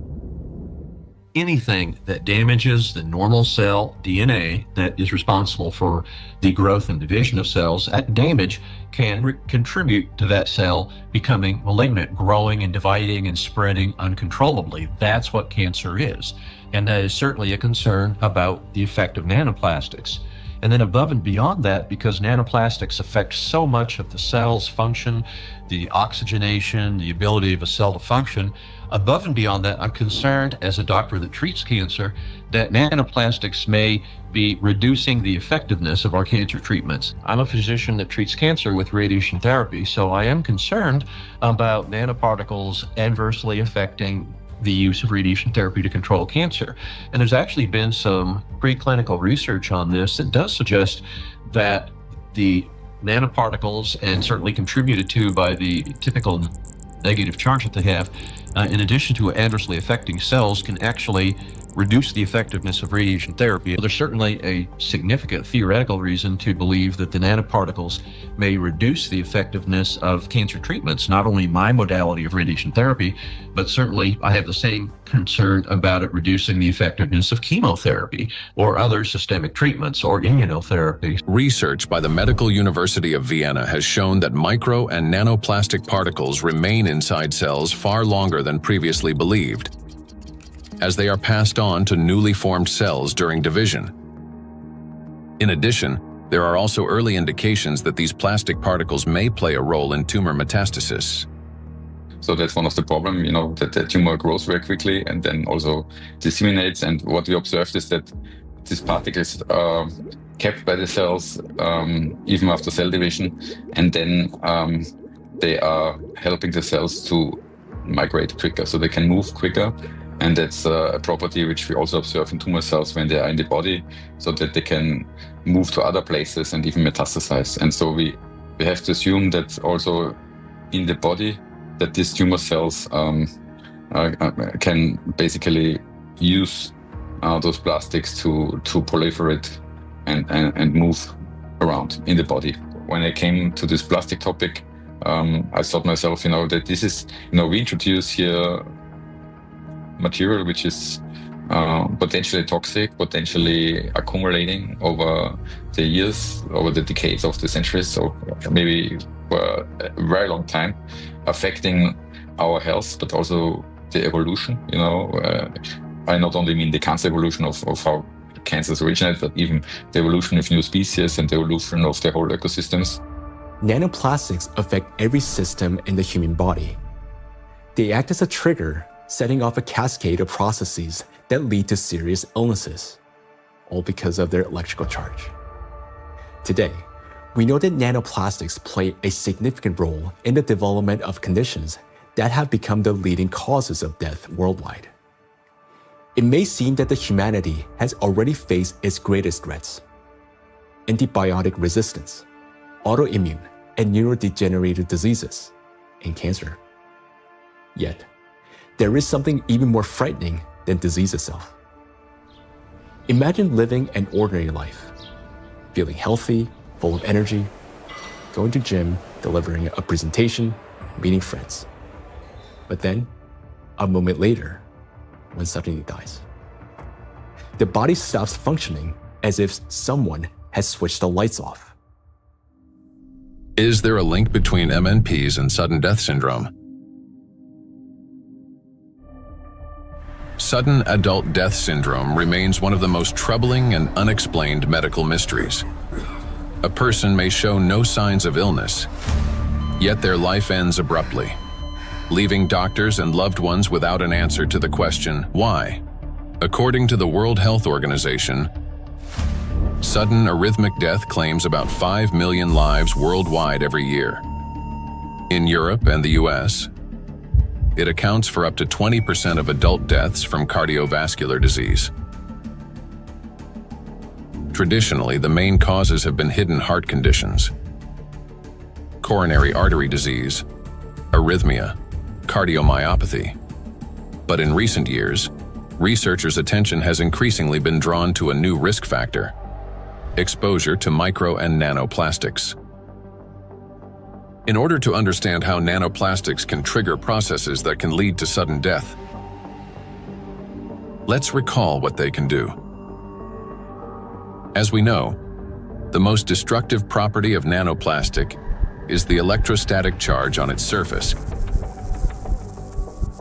which allows these particles to interfere with the transmission of electrical impulses between cells and distort the signals that coordinate the function of organs and the body as a whole.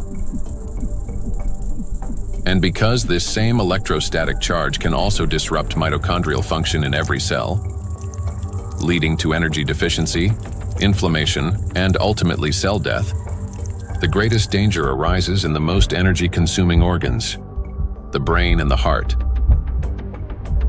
where such disruptions can trigger sudden death syndrome. Our brain controls breathing and heart function through precise electrical impulses. If nanoplastic blocks or distorts these signals, the heart can cease to beat or breathing can stop. And this breakdown is not sudden. It results from a gradual accumulation of disruptions. That is, the signals from the brain's cardiovascular center become increasingly distorted and unstable, step by step, impairing the transmission of electrical impulses within the heart muscle. While this initially appears as arrhythmias, the heart beating too fast, too slowly, or irregularly, these malfunctions worsens and eventually reach a critical threshold, at which point the rhythm collapses and the heart stops. To those nearby, it may seem instantaneous, but in reality, the failure has been long developing over time. A similar process affects breathing. Signals from the brain's respiratory center, under the influence of nanoplastic's electrostatic charge, become progressively more erratic. After the critical threshold is crossed and the brain's commands can no longer get through, breathing stops entirely. In other words, sudden death is the final outcome of a gradual dysregulation of the heart and breathing, a process that silently progresses until it crosses a point of no return.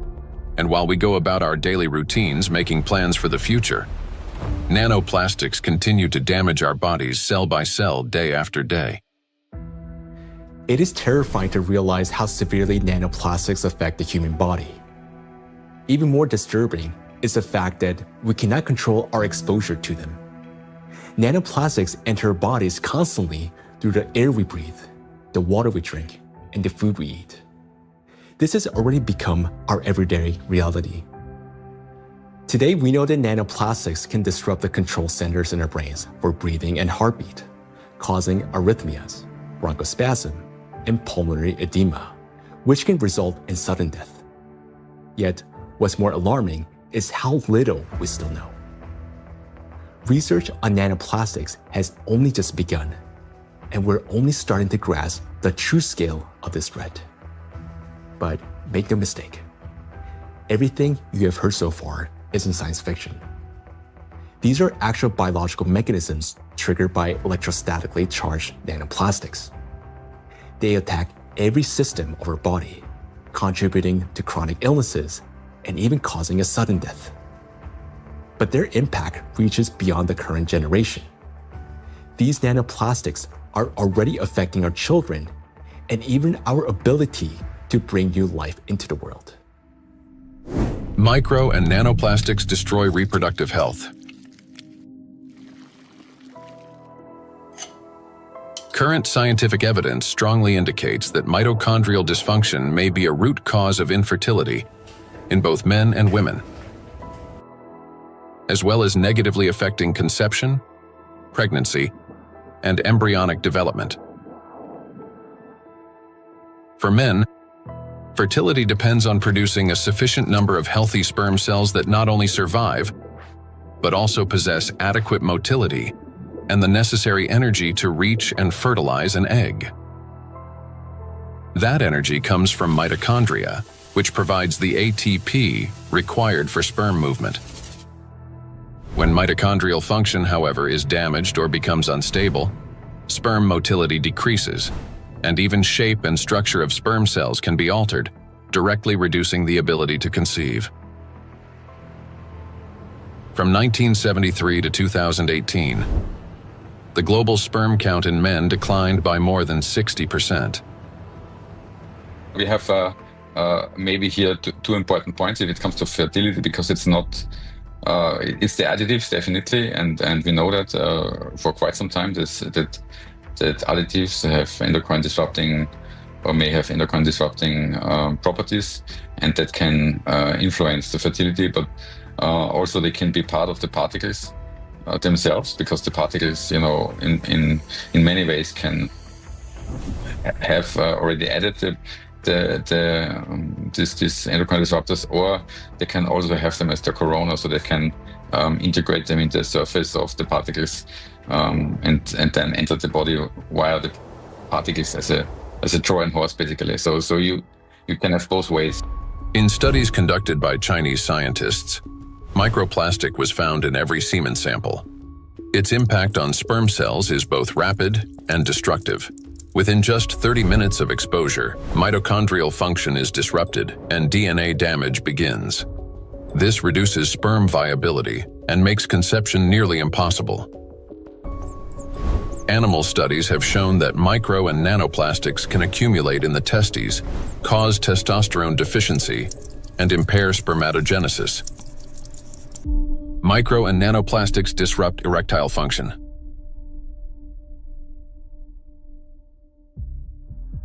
Insufficient testosterone production can lead to infertility, reduced libido, erectile dysfunction, and in adolescence, delayed sexual development. Producing testosterone requires large amounts of energy in the form of ATP. Even small amounts of electrostatically charged nanoplastic entering the mitochondria can disrupt their function and decrease ATP production. This, in turn, can lower testosterone levels by 60 to 70%. Such a drop impairs blood flow in the corpora cavernosa, the structures of the penis responsible for erection. As a result, this leads to erectile dysfunction and ultimately to impotence. In addition, electrostatically charged nanoplastic interferes with nerve impulse transmission, which means that even in a state of sexual arousal, an erection does not occur. This has been confirmed by research from Anhui Medical University in China. In animals with chronic microplastic intoxication, erectile function was impaired after just 1 month. Results of a national study in Japan showed that erectile function and sexual activity are declining among the younger generation. Every third man in Japan, which is about 14 million individuals, suffers from erectile dysfunction. Moreover, young Japanese men, particularly those aged 20 to 24, exhibited decreased sexual desire, weak erections, difficulty reaching orgasm, and low levels of sexual satisfaction. In fact, the prevalence of erectile dysfunction in the 20 to 24 age group was 26.6%, which is almost equal to the 27.8% observed in men aged 50 to 54. This alarming trend is not confined to Japan only. Global research confirms that symptoms of erectile dysfunction affect up to 75% of men worldwide, showing that this condition is widespread and can impact men of any age in any region. In 1995, more than 152 million men worldwide suffered from erectile dysfunction. According to scientists' estimates, within 30 years, this number will approximately double. So think about it. If just one signal fails, the movement will not occur, a thought will not form, and an emotion will not arise. The same is true even for the most intimate aspect of human life. Everything depends on the precise coordination between neural and vascular connections. And it is this delicate connection that charged nanoplastics disrupt. Erectile dysfunction is no longer a rare condition. It has become a widespread reality, with symptoms now observed in 75% of men worldwide. Imagine jumping with a parachute that has 75% chance of not opening. Would you take that leap? That's how most of men feel today. The situation with female fertility is no less alarming. A 2025 study revealed the presence of microplastic particles in the follicular fluid of ovaries in 14 out of 18 women, with an average of more than 2,000 particles per milliliter. These data indicate that micro and nanoplastic particles can cross the blood follicle barrier. After entering the ovaries, micro and nanoplastic particles affect the egg cell and disrupt key mechanisms essential to the health of the female reproductive system. One of the most critical of these mechanisms is mitochondrial function. Each egg cell contains between 100,000 and 600,000 mitochondria, and the energy they produce is vital at every stage, from egg cell formation and maturation to fertilization, and the subsequent growth and development of embryonic tissues. Mitochondrial dysfunction caused by exposure to nanoplastics can impair egg cell maturation, reduce the likelihood of successful fertilization, and even lead to developmental arrest of the embryo. Accumulation of nanoplastics in reproductive organs can be one of the main causes of infertility. According to the World Health Organization, today, about 17.5% of adults, that is, about 1 in 6 people in the world, face infertility. Given the global spread of plastic pollution, Professor of Environmental Medicine and Reproductive Health, Dr. Shanna Swan predicts that by 2045, the world's population may become completely infertile. Micro and nanoplastics affect the emergence of life. During pregnancy, a woman's body creates ideal conditions for the growth and protection of the fetus. However, even the placenta, the body's primary barrier between mother and child, cannot stop plastic nanoparticles from crossing through. A research team led by Antonio Ragusa made a landmark discovery when they detected microplastic particles in the human placenta for the first time. Their findings showed that plastic can penetrate a place where no artificial material had ever been found before, the very environment where new life begins. I was in a wonderful place in Italy, in Sardinia, a place called Piscinas, in Sulcis, in the southwest of Sardinia, where the old mining areas are. It's a very remote, beautiful spot where there's nothing around for 6 or 7 kilometers. While I was walking, I suddenly saw these bright, colorful, sparkling things on the beach. I asked my wife, "What is this?" She looked at me a little puzzled and said, "Well, it's plastic." I said, "Plastic? How could plastic get here when there's nothing for 7 or 8 kilometers in any direction?" She looked at me again, with an expression that made it clear how little I understood, and said, "It comes from the sea, of course." And that's when something clicked in my mind. If plastic can spread through the ocean and end up in such untouched places, then it could also reach the inside of the womb, and so inside the bodies of babies. Naturally, from that intuition, I started pursuing this line of research. I'm a gynecologist. I help deliver babies.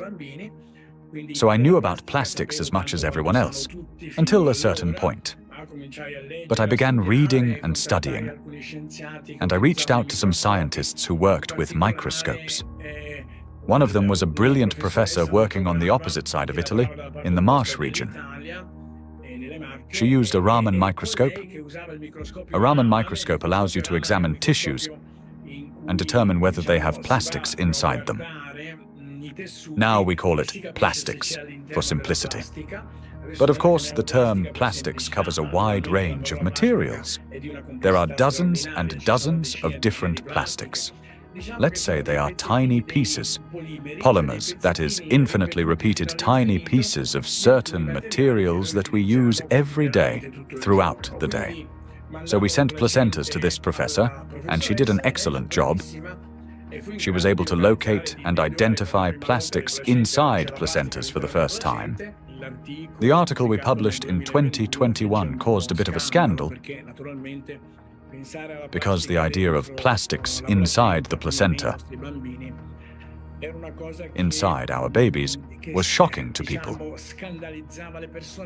Because the plastic we find in the oceans is the same plastic we ultimately find in children.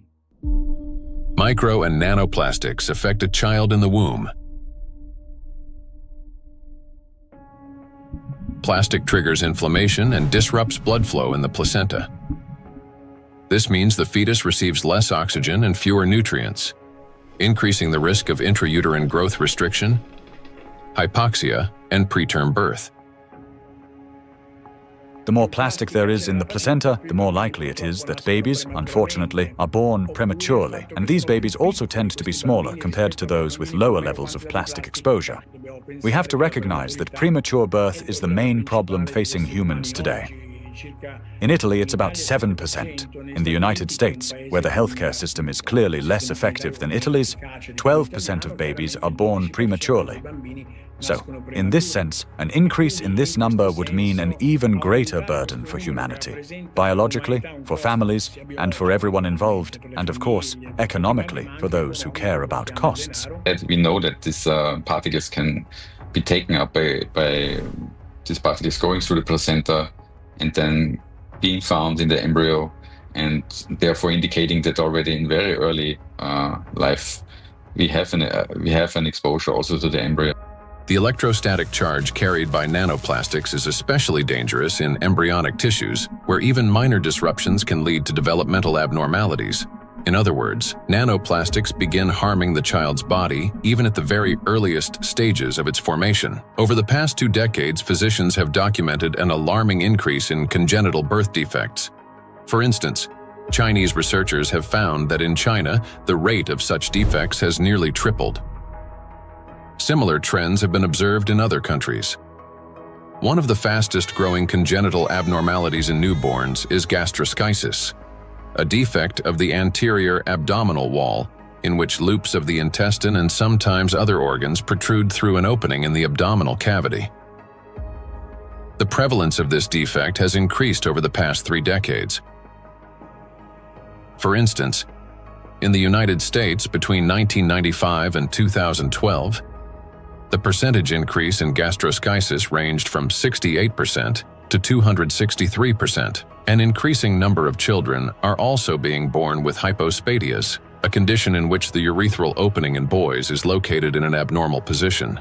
In the United States, the incidence of hypospadias has risen by approximately 17% over the past 20 years. A recent growing number of cases involving congenital heart defects, Down syndrome, and other developmental anomalies have also been reported.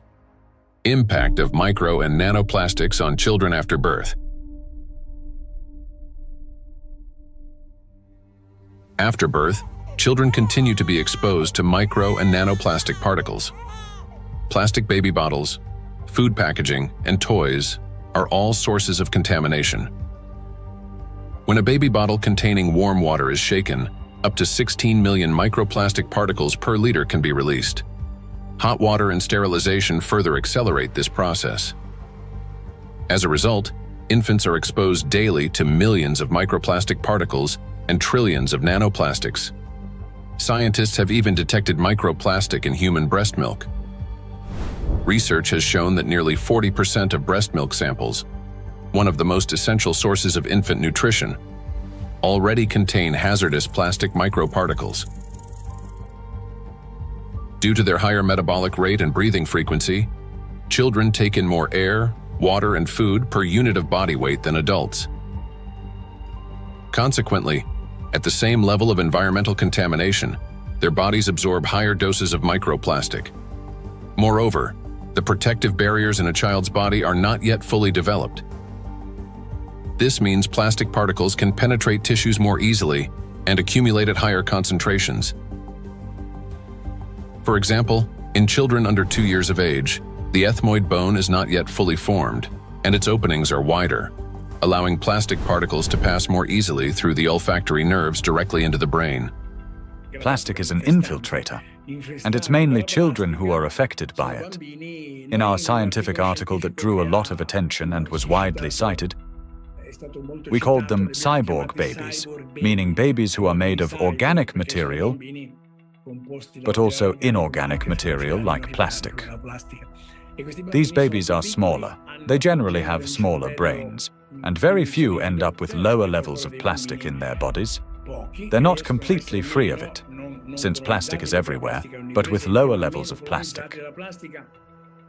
Because of the electrostatic charge of micro and nanoplastic particles, as well as the presence of bisphenols and phthalates, the endocrine and reproductive systems of children are particularly vulnerable.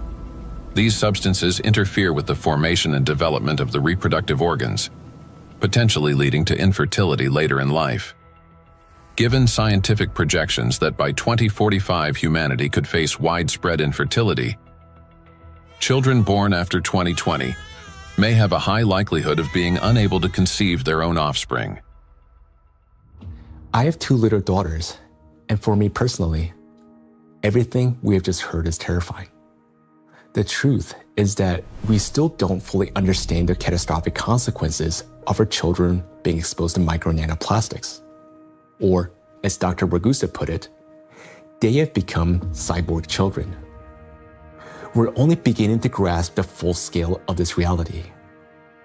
And it is truly heartbreaking to look at small children and realize that they may never be able to have children of their own. Not to mention that their lives are already at risk today.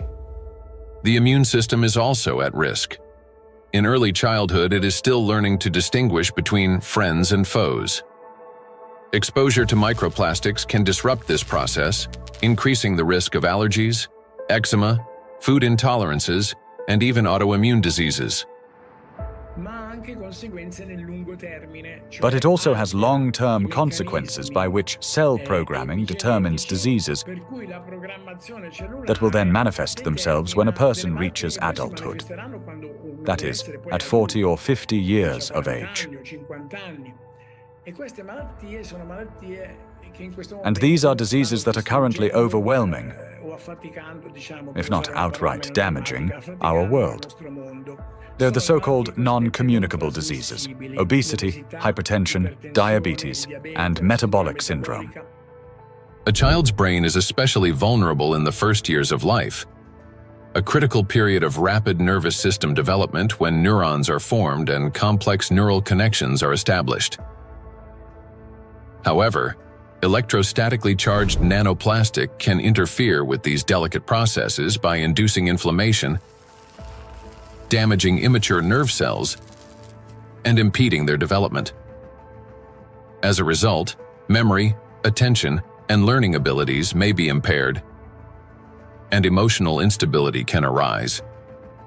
Over time, this may manifest as anxiety, learning difficulties, and episodes of aggression. In addition, studies indicate a potential link between exposure to micro and nanoplastic and the development of autism spectrum disorders. Given the breadth of damage that electrostatically charged micro and nanoplastics can inflict on the human body, the scientific community may need to examine their possible role in the rapid rise of autism more closely. For me as a father, it is heartbreaking to realize how truly defenseless our children are. Micro and nanoplastics start affecting them from the very moment of conception, persist throughout fetal development, and continue their impact after birth. Unfortunately, the illnesses that we have already discussed are not the only conditions that micro and nanoplastics can trigger in children. According to statistics, Sudden infant death syndrome is among the leading causes of mortality in infants under 1 year old. This is when a seemingly healthy baby dies unexpectedly, and the cause remains unknown even after all examinations. The number of such tragedies is rising rapidly. In the United States, for example, the number of sudden infant deaths has increased by 12% between 2020 and 2022.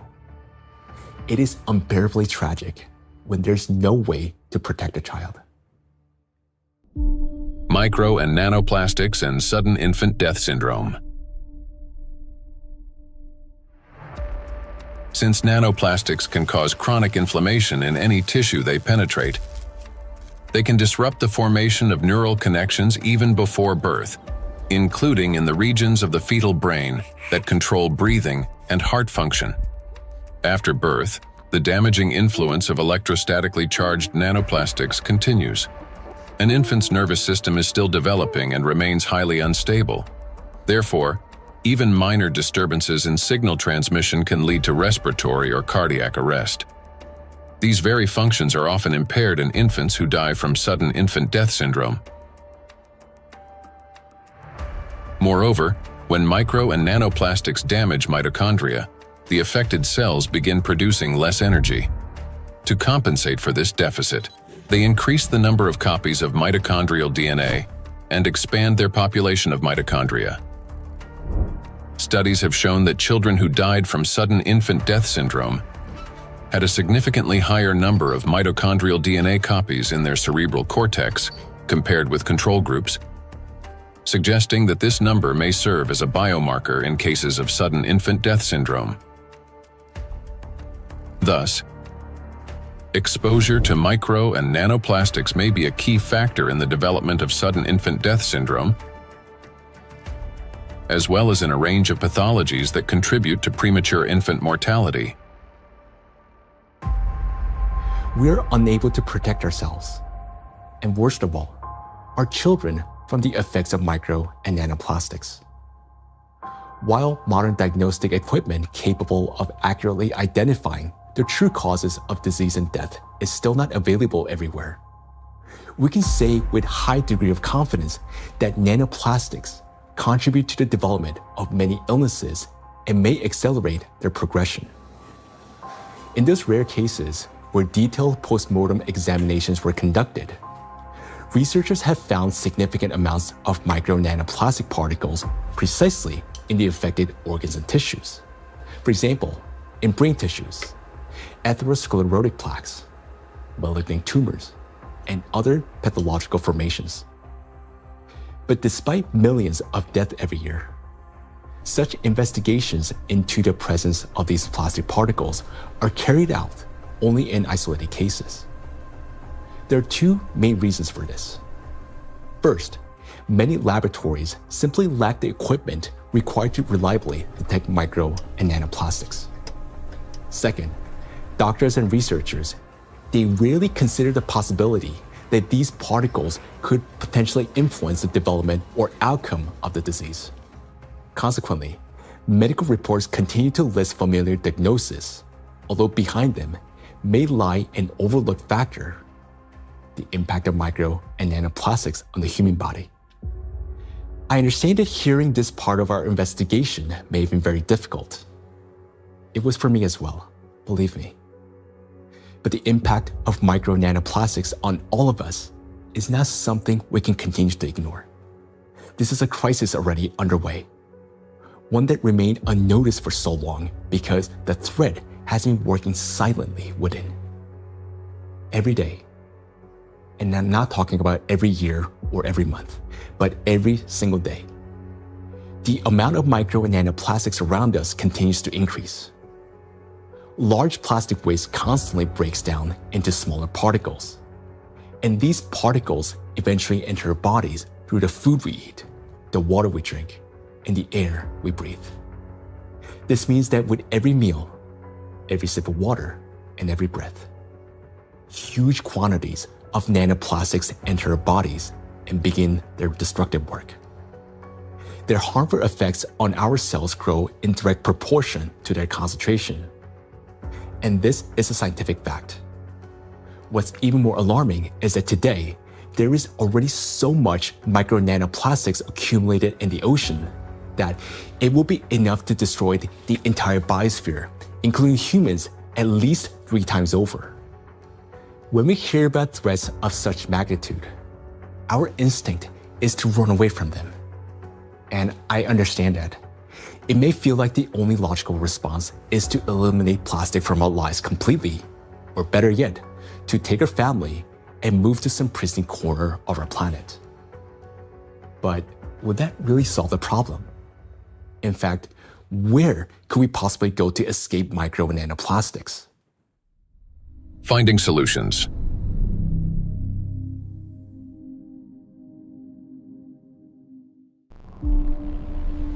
Exclusion zones. One of the essential things is the environment we live in, and plastic is one of the most important factors shaping it. Micro and nanoplastics have now infiltrated every corner of the planet, yet their distribution is far from uniform. Some regions accumulate especially high concentrations of plastic particles, and nowhere is this more pronounced than in the oceans. Each year, roughly 11 million tons of plastic waste enter the ocean. The equivalent of an Eiffel Tower made entirely of plastic plunging into the sea every 8 hours, or about 1,100 such towers annually. Initially, these towers consist of bottles, bags, fishing nets, and other plastic garbage. Over time, under the influence of sunlight, waves, and weathering, they fragment into billions of invisible killers, micro and nanoplastic particles. According to research, about 95% of small debris less than 5 millimeters in size is composed of plastics. The surface of the world's oceans is already covered with more than 350 trillion particles of microplastics, and the number continues to grow rapidly. However, the ocean depths hold countless trillions more, forming an invisible yet enormous area of contamination. And yet, that's not all. The sea breeze has become toxic. When waves break at the ocean surface, they generate countless bubbles. As these bubbles burst, they release not only salt crystals into the air, but also microscopic plastic particles. Carried by the wind, micro and nanoplastics scatter across the planet. The stronger the wind and the higher the sea foam, especially during storms, the more particles lifted into the atmosphere. Though invisible to the naked eye, the air around us is literally saturated with them. Each year, approximately 136,000 tons of microplastics are carried from the ocean to land by sea breeze. That is more than 370 tons every single day. In the atmosphere, plastics are transported thousands of kilometers by air currents. They settle in dew and fall to the ground with snow and rain. The coasts and coastal regions are the first to bear the impact. When people go to this seashore, okay, for holiday, for swimming, to receive some sunlight, they always send me pictures of microplastics because all the seaside are full of microplastics. A study conducted in a coastal city in eastern China found that a person can inhale up to 1 million microplastic particles per year simply by spending time outdoors. The greatest danger comes from particles smaller than 100 micrometers, which can easily enter the respiratory tract. Because most of the coastal countries in the Mediterranean Sea don't have proper waste management system, so they release many huge amount of plastic waste into the Mediterranean Sea. This is the first reason. The second reason, we have 2 rivers in here in this part of the Mediterranean Sea, Seyhan and Ceyhan. These 2 rivers, in 2 of the 5 most polluted rivers in the Mediterranean Sea. Recycling actually makes those 2 rivers most polluted rivers in the Mediterranean Sea. They carry more than 5,000 tons of plastic waste into Mediterranean Sea every year. It's too much. And also, the coastline in the Turkish coast has pollution like 31 kilogram per kilometer per day. Every day, 31 kilogram of plastic waste reach that coast in 1 kilometer coastline. It's too much. Just imagine, one plastic bottle is 10 gram or 15 gram. You can imagine how many plastic bottle strand on those coastlines. Dr. Sarju Ganatra is a cardiac oncologist and director of the Cardiac Oncology Program at Lehigh Hospital and Medical Center. He leads research at the intersection of cardiovascular medicine, oncology, and environmental sustainability. According to his study, which was presented to the American Academy of Neurology, living in coastal areas is associated with an increased risk of brain and mobility disability. The reason for this is the high concentration of microplastics in the water, air, and soil of these regions. It's alarming, truly, that what we are seeing, that people living close to the coastal water with high amount of microplastic concentration in the seawater, they have higher prevalence, higher rates of various cardiovascular disease, stroke, diabetes, and other metabolic conditions, as well as cognitive mobility and self-caring disabilities and abilities to live independently essentially are less in that population. Researchers analyzed health data from residents of 218 coastal counties across the United States, comparing CDC reports with levels of environmental microplastic pollution. The findings are striking. Memory and cognitive impairments occurred 9% more often among residents of areas with high concentrations of micro and nanoplastics compared to those in areas with low concentrations. Motor disorders were 6% more frequent. Difficulties with self-care, such as dressing or maintaining hygiene, were 16% more common. Inability to live independently, including managing finances or shopping, was 8% more frequent. In coastal regions, where the concentration of micro and nanoplastics far exceeds that found in inland, people are already paying the price, not only with their health, but with their lives. In a study led by Dr. Sarju Ganatra, scientists compared regions with high and low levels of microplastic pollution. But this raises an important question. That is, what does low level mean today? To answer this, let's look at the numbers. Dr. Ganatra defined a low level of contamination as one tiny plastic particle per 200 bathtubs filled with seawater. At first glance, that might sound negligible. But when that single particle breaks down into nanoscale fragments, the number of particles increases not by tens or hundreds, but by millions of times. Let's consider a simple calculation. Suppose the volume of one such tiny plastic particle is just 1 cubic millimeter, roughly the size of a grain of sand. Over time, it breaks down into many smaller pieces. Now, if we assume that this single microparticle disintegrates into fragments about 100 nanometers in diameter, that would generate about 1 trillion particles. And if their size decreases to 10 nanometers, the number would skyrocket to 10 to the 15th, or 1 quadrillion nanoparticles, all from a single microparticle. So what does this mean in practice? It means that even one glass of such clean water, which hardly exists anymore, would potentially contain about 5 million nanoplastic particles. And for the human body, after drinking just one glass, at least 5 million cells will be put at risk.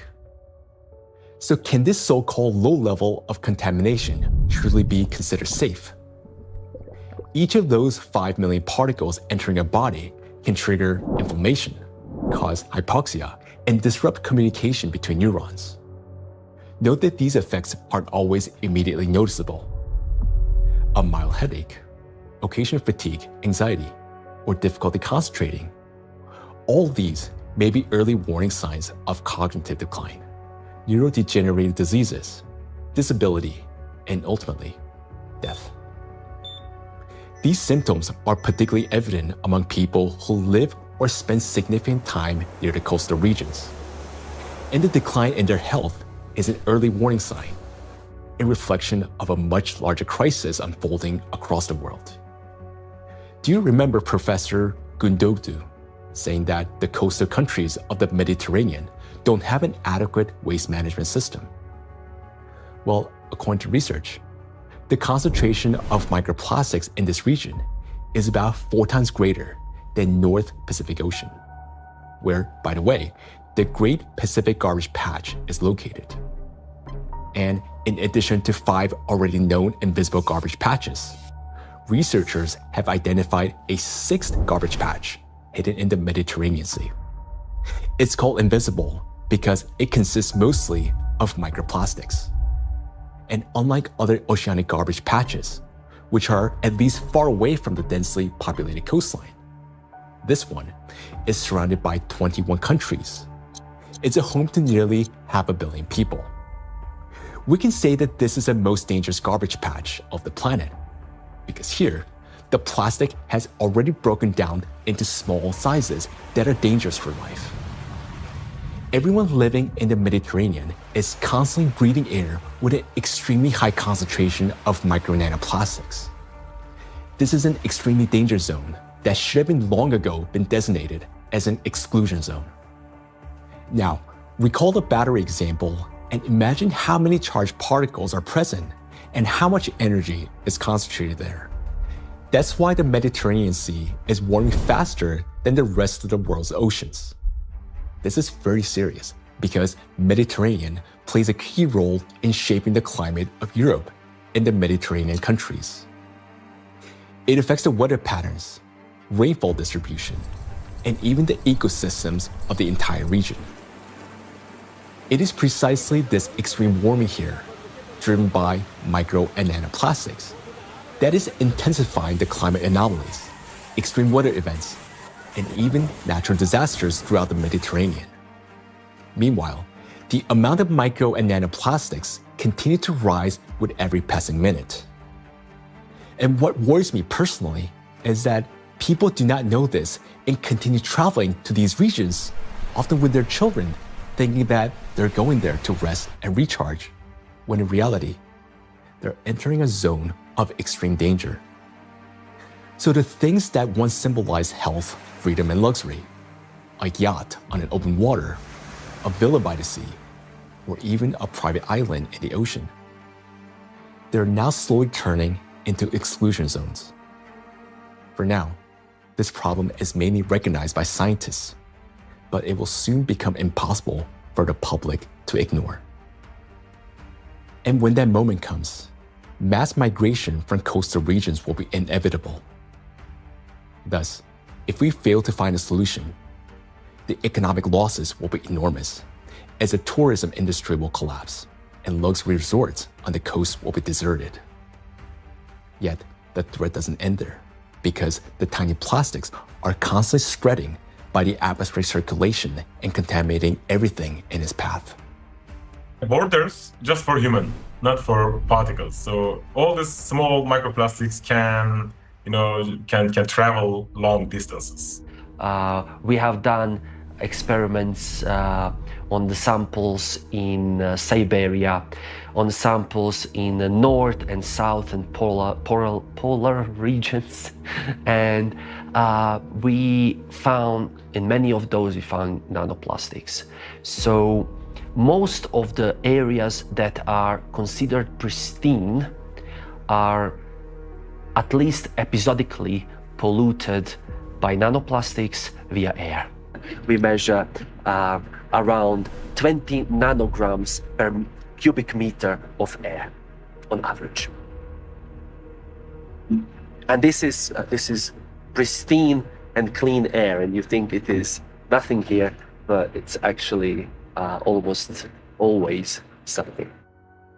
Today, forests are also at risk of becoming exclusion zones, as they've already turned into massive reservoirs of micro and nanoplastics. I understand that our instinct, especially as parents, is to search for cleaner and safer places like coastlines and forests where the air feels fresher. But the paradox is that these very places have already become some of the most dangerous environments for human life. Let me give you an example. In a large city, an adult may inhale up to 106,000 microplastic particles during a 2-hour walk. Yet, in areas near the bodies of water, that number far exceeds that, and those 2 hours may be enough to trigger a cascade of diseases, whereas for some individual, a fatal outcome. It is important to understand that when a single micro or nanoplastic particles enters a cell, it destroys more than just that one cell. After the cell dies, the plastic particle is not eliminated from the body. It continues to move throughout the body, damaging other cells and triggering a chain reaction of destruction. This process is endless because plastics, as we know, can recharge and retain electric charge. The more microplastics enter a body, the faster this destruction spreads cell after cell, organ after organ. And time becomes critical here because our body has limited resources to fight this damage, while nanoplastics, they're not expelled. Instead, they continue to accumulate in ever-increasing quantities, destroying us from within. Nanoplastics are perfect killers not only of humans, but of the entire biosphere, and it's impossible to hide from them anywhere. They're literally pushing us out of the world we once knew. Micro nanoplastics are already affecting our planet as well as the climate. And moreover, they're intensifying already devastating natural disasters and contributing to the worsening geodynamic crisis. Climate and plastic in a single cycle of destruction. The world ocean is the largest system of our planet. It regulates climate and serves as the main source of oxygen. The ocean and the atmosphere form a single, interconnected climate system. Water has a remarkable ability to absorb and store immense amounts of heat, increasing its temperature only gradually. The accumulated heat is then evenly redistributed across the planet and transferred to the atmosphere. This property of the ocean, to efficiently dissipate heat from the Earth's interior, protects the planet from extreme temperature swings and helps stabilize the climate. But massive contamination of the oceans with micro and nanoplastics is disrupting this finely tuned mechanism. Electrostatically charged plastic particles bind water molecules, forming hydrate shells around themselves. This alters the physical and chemical properties of ocean waters. This has already reduced its thermal conductivity and created pockets of overheated zones where heat can no longer dissipate. Consequently, overall ocean warming is accelerating. This topic is explored in greater detail in the documentary Anthropogenic Factor in the Ocean's Demise. Excessive ocean heating, in turn, increases evaporation and disrupts atmospheric circulation. As a result, both the temperature and humidity of the atmosphere rise. Electrostatically charged nanoplastic particles act as condensation nuclei,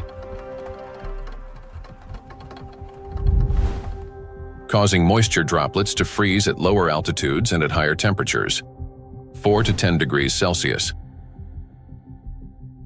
This accelerates cloud formation and contributes to abnormal weather events, large hail, extreme downpours, and disruptions of the hydrological cycle. Charged plastic particles are already influencing weather formation, affecting flight safety, cloud development, and even where and how the precipitation occurs. In other words, microplastic has already become a driver of climate instability. We know what particles doing in the air, they produce clouds. If we have a particle in the air, the water vapor sits on these particles and forming clouds. So therefore, we want to understand how much nanoparticles influence the formation of clouds. And therefore, of course, in the alpine region, it can trigger the cloud formation and so also thunderstorm or extreme weather events. When you have a big storm events, many micro and nanoplastics get released from the environment when they have been trapped in the soil, in the riverbeds, on their surfaces and things like that, and get mobilized in the air. So you then after storm, you have even more pollution. This process sustains itself, creating a feedback loop. Ocean warming increases water evaporation. Even more nanoplastic rises into the air with the vapor, and even more energy accumulates in the atmosphere, further heating the ocean. According to data, every degree of warming increases air humidity by 7% and lightning frequency by at least 12%. Thus, more heat, more moisture, more plastic in the air, more lightning, and the cycle continues endlessly. Observed trends indicate that this energy buildup is accelerating exponentially. And with each passing year, climate anomalies are becoming more distinct and more destructive. We are seeing the hottest summer in Europe after having a record-breaking summer last year. Similarly, here in the northeast of US, we are seeing record-breaking temperature. Every year for last 2-3 years, we are saying, oh, this is the hottest day. And then the next year comes and there is a new hottest day. The nighttime temperature in Southeast Asia is not dipping at all in many places and kind of trapping the heat. So our body is not getting even that relief at nighttime. There is increase in air pollution. There is increase in all sorts of chemical pollution. And so if we think about this holistically, it's a huge impact on the planetary health. And I think this is a reminder that we are part of the planetary system. We belong to it. We are not separate from it. And until we think holistically, I think, we'll define one issue, we'll define one threshold, we'll continue to go after that, maybe even solve it scientifically. But until we think holistically and act holistically as a community, as a society, I think we are in trouble. We have reached a critical point where it's no longer possible to solve the climate crisis without simultaneously addressing the plastic pollution, and vice versa. The two are interconnected, each reinforcing the other.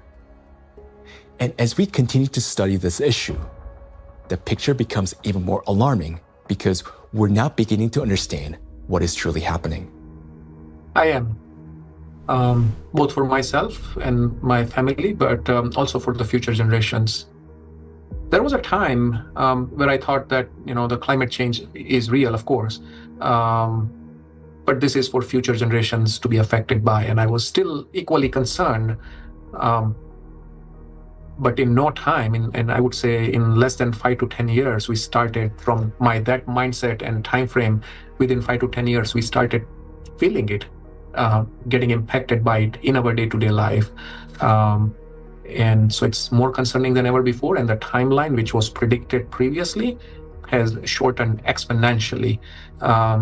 The impact we are seeing on a global climate, from ambient air to the thinning of the Arctic ice. And it's not linear model, right? I mean, the physics is going to play out. The thinner the ice, it's going to take much less amount of time to melt it, even the same volume, in a much shorter period of time. So I think these timelines are really concerning, and I am afraid, yes.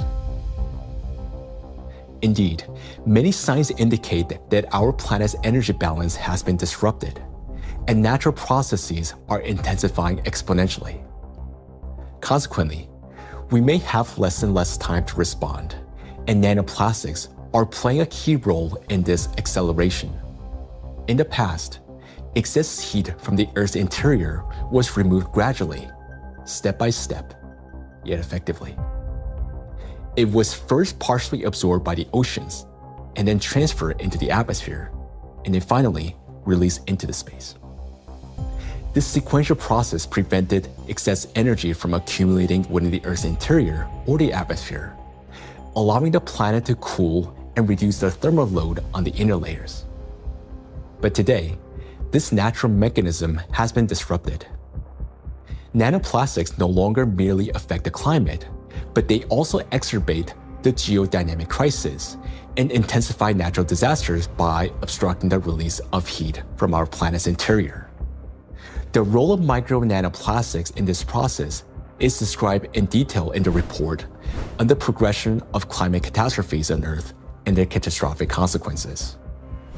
So our entire planet is contaminated with micro and nanoplastics, and we have nowhere to escape to.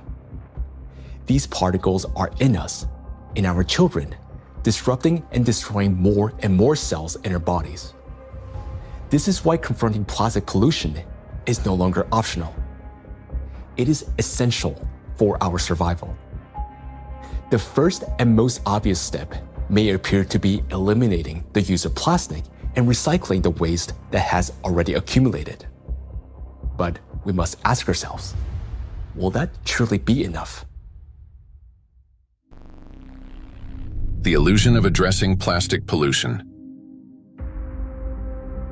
Even if we were to stop plastic production today, even if the last plastic bottle we discard today, it's going to last there in our oceans for at least 400 plus years. And then the journey of micro nanoplastic begins. And so we have a poster in our cafeteria where we say that, you may not see your grandkids or great-great-great-grandkids, but I will, saying the plastic bottle. And I think that's true.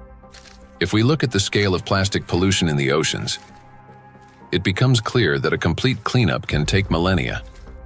Today, the world ocean contains about 200 million tons of plastic waste. Meanwhile, every year, around 20,000 tons are extracted. That's less than 1/100th of 1%, a negligible fraction compared to the existing volume. At this rate, fully cleaning the ocean would take about 10,000 years. And that's only if we stopped all plastic entering the ocean starting today. Plastics are entering the environment currently at a rate that far exceeds our capacity to remove it from the environment or to mediate the wastes. Let's assume humanity achieves a technological breakthrough, invests enormous resources, and increases cleanup efficiency 5-fold. Even then, the process would still take around 2,000 years. In reality, we cannot cope even with the current annual influx of pollution, let alone eliminate the consequences of what has been accumulating for decades. Not only are we unable to remove all the plastic that has built up in the biosphere, but attempting to do so could also endanger living organisms. There are some organization initiatives that are trying to collect the waste, accumulate that garbage patches, that locations. They're also collecting nonstop, the organisms living just the 15 centimeter of the first layer of top ocean. So those organisms, using that, those artificial material as a, hunting ground, nesting ground, feeding ground, or, they are laying egg on those plastics. So when you remove all these plastics, you also remove all those organisms. So because removal itself also another problem. So once plastics get in the environment, there is no proper and harmless way of removing these plastics from those environments. Moreover, a significant portion of plastics has already broken down into micro and nanoparticles that now lie on the seabed, drift through the water column, have entered the bodies of marine organisms, and become part of the global cycle of matter. These particles cannot be captured with nets or collected manually. This means that simple mechanical removal of plastics from the environment, even under the most optimistic scenario, will not solve the problem. We are no longer dealing with debris that can simply be picked up, but with nanoparticles carrying an electrostatic charge. This nanomaterial has already become embedded in every living thing on the planet. And even if we succeeded in removing every plastic bottle and every wrapper from the ocean, one question would still remain. What happens next? We still do not have a safe method for disposing of the mountains of plastic waste we would collect. There's mismanaged waste on land all around the planet in informal dump sites. Some waste has been incinerated, some of it commercially in incinerators that may or may not have appropriate screens and filters to collect associated chemicals that might be released. But of course, a lot is burnt in open burning scenarios in countries that are not wealthy enough to own the appropriate waste management facilities to deal with the plastic waste that is exported to them by other nations. And then some of it, of course, will have gone into so-called recognized waste management systems, but which might include burying it beneath the ground in landfill, where, of course, it could return to present problems in the future, or indeed incinerating it in commercial incinerators. But depending on the quality of incinerator, of course, there's concerns about the emissions from those incinerators. Burning plastics, whether in backyard fires or industrial incinerators, does not solve the problem. It merely transforms them into a more dangerous form. When heated or burned, large plastic items break down into micro and nanoplastics that disperse into the air, settle onto surfaces, and enter water and soil with precipitation. The apparent disappearance of plastic in flames is an illusion. Burning simply accelerates the fragmentation of plastic into the tiniest particles many times over, into the very micro and nanoplastics that pose the greatest danger to human health. And it is precisely these electrostatically charged particles that can penetrate deep into the body, including the brain and other cells, where they trigger a wide range of diseases. When you put plastic in a recycling facility, at first they will shred big plastic to generate flakes and small pieces of plastics, and then during that shredding, they also use for washing. They have to wash to remove some unwanted material on plastics. During that washing, material lose many. I mean, the huge percentage of the total mass. So those lost material will go to the wastewater stream. Recycling activities, practices, feeding microplastic pollution in the waterways.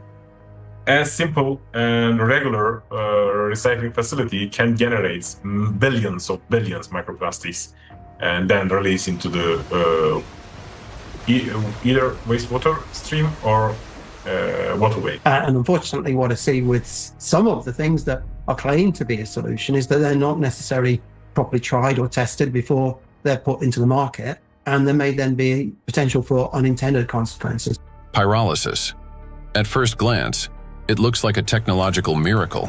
We take plastic waste, heat it to 800 degrees Celsius without oxygen, and obtain fuel.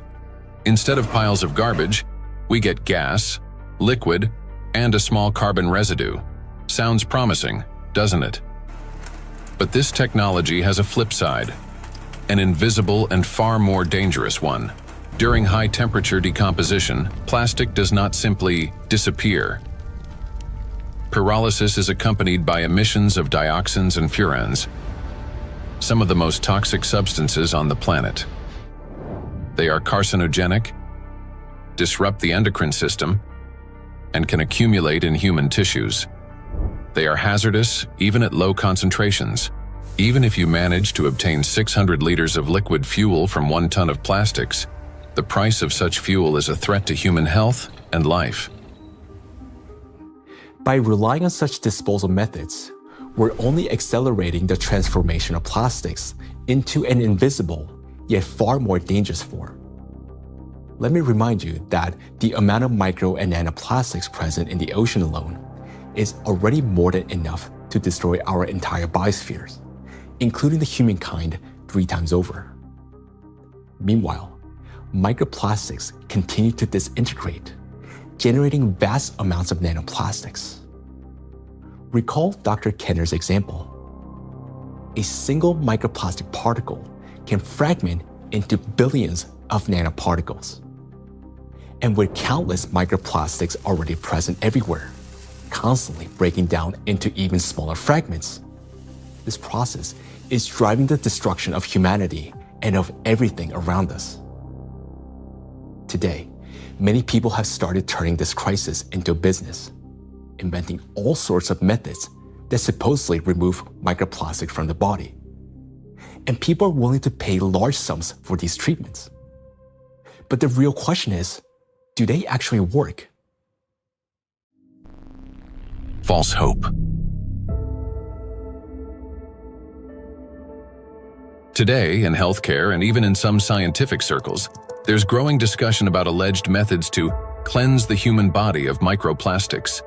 A variety of approaches are being promoted, including plasmapheresis, hemosorption, mechanical filtration devices, dietary adsorbents, and so-called natural supplements claiming to detoxify the body. At first glance, it all sounds reasonable. If there's something toxic in the body, it should be removed. But the truth is that these methods don't actually solve the problem. I don't think any scientifically proven techniques exist to filter out the micro nanoplastic from the blood. It gets deposited in the organs themselves, which is not really something you can filter out by sending the blood to some filtration machine. Nanoplastics have already penetrated inside human cells. They are not just circulating in the bloodstream like an unwelcome guest you can simply escort out. They have become part of the body's internal environment. Yes, we can cleanse the blood with sorbents or filter plasma. But how effective can such procedures truly be? We started this plastic production and the usage of these materials, which have a lot of, positive effects. That we in the hospital, I just, when I look around in my, daily work environment, I guess that 80% of everything I touch in the hospital is of plastic, starting with my gloves. And probably 80-90% of the machine itself is made of the plastic. And that's a very important point for healthcare. What's more, the very solutions used for blood purification procedures also contain plastics. When you get sick, you are going to a hospital, you probably will go to the hospital for treatment, and then they will give you some solutions, some infusions, like they will put something inside your vein, and then they transfer some liquid from plastic package to your blood system. So those intravenous solutions has at least 62 microplastic particles per liter. So this is direct transfer, exposure, microplastic to human system, blood system. So we end up with a paradox. We are using plastics to try to eliminate the consequences of plastics. Such procedures may indeed reduce the overall toxic load, but they don't address the core issue. They don't extract plastic from cells, don't neutralize its electrostatic charge, don't restore disrupted signaling pathways, and don't protect the brain, immune system, or mitochondria. An individual has every right to try such methods. It is their personal choice, but it's important not to harbor illusions. Those procedures will not restore lost health. Moreover, plastic isn't just a material used for packaging and household goods. It is the backbone of modern industry, healthcare, transportation, electronics, construction, and even space technology. It's the second most common material on Earth after concrete, so it's extremely widespread. I think going forward, it's going to be really important that we retain the important uses of plastic, because plastics are not here the enemy. It's not a treaty about not producing plastics. It's a treaty about ending plastic pollution, not ending the production of plastics. And plastics have the potential to bring clear societal benefit. That is why the main goal today isn't to stop plastic production, but to find ways to reduce the impact of micro and nanoplastics on human health and the environment.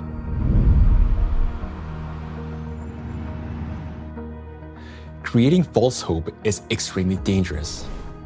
It arises from a misunderstanding of reality and from basic ignorance. We must remember that the most dangerous plastic particles are those small enough to penetrate our cells. And once micro and nanoplastics enter our cells, they cannot be filtered out or removed. They become part of the body and slowly destroy us from within. The most serious problem is that we have no control over how much of this material enters us. Nanoplastics can even penetrate the skin, for example, when we swim in the sea or lie in the sun. And what can we do about nanoplastics that, once inhaled, travel directly to the brain and begin destroying neurons? Nanoplastics are among the most dangerous substances for the biosphere and for all life, including humanity. Yet, abandoning plastics altogether will be senseless because doing so would cause enormous global losses. Synthetic polymers, including plastics, form the backbone of countless modern industries, from medicine and nanotechnology to flexible electronics, neuromorphic hardware for AI, aerospace structures, automotive manufacturing, and construction. Their versatility, ease of shaping and processing, compatibility with other nanomaterials, and scalability have made them the foundation of our modern progress. The solution, therefore, is not to eliminate plastics, but to ensure that they no longer threaten life. And the real path forward begins with understanding precisely what makes nanoplastics so dangerous.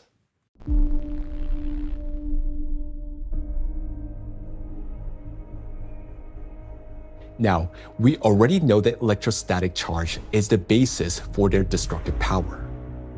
It is this charge that allows plastic particles to cling to membranes, cross biological barriers, including the brain, bind to proteins, and interfere with genetic processes.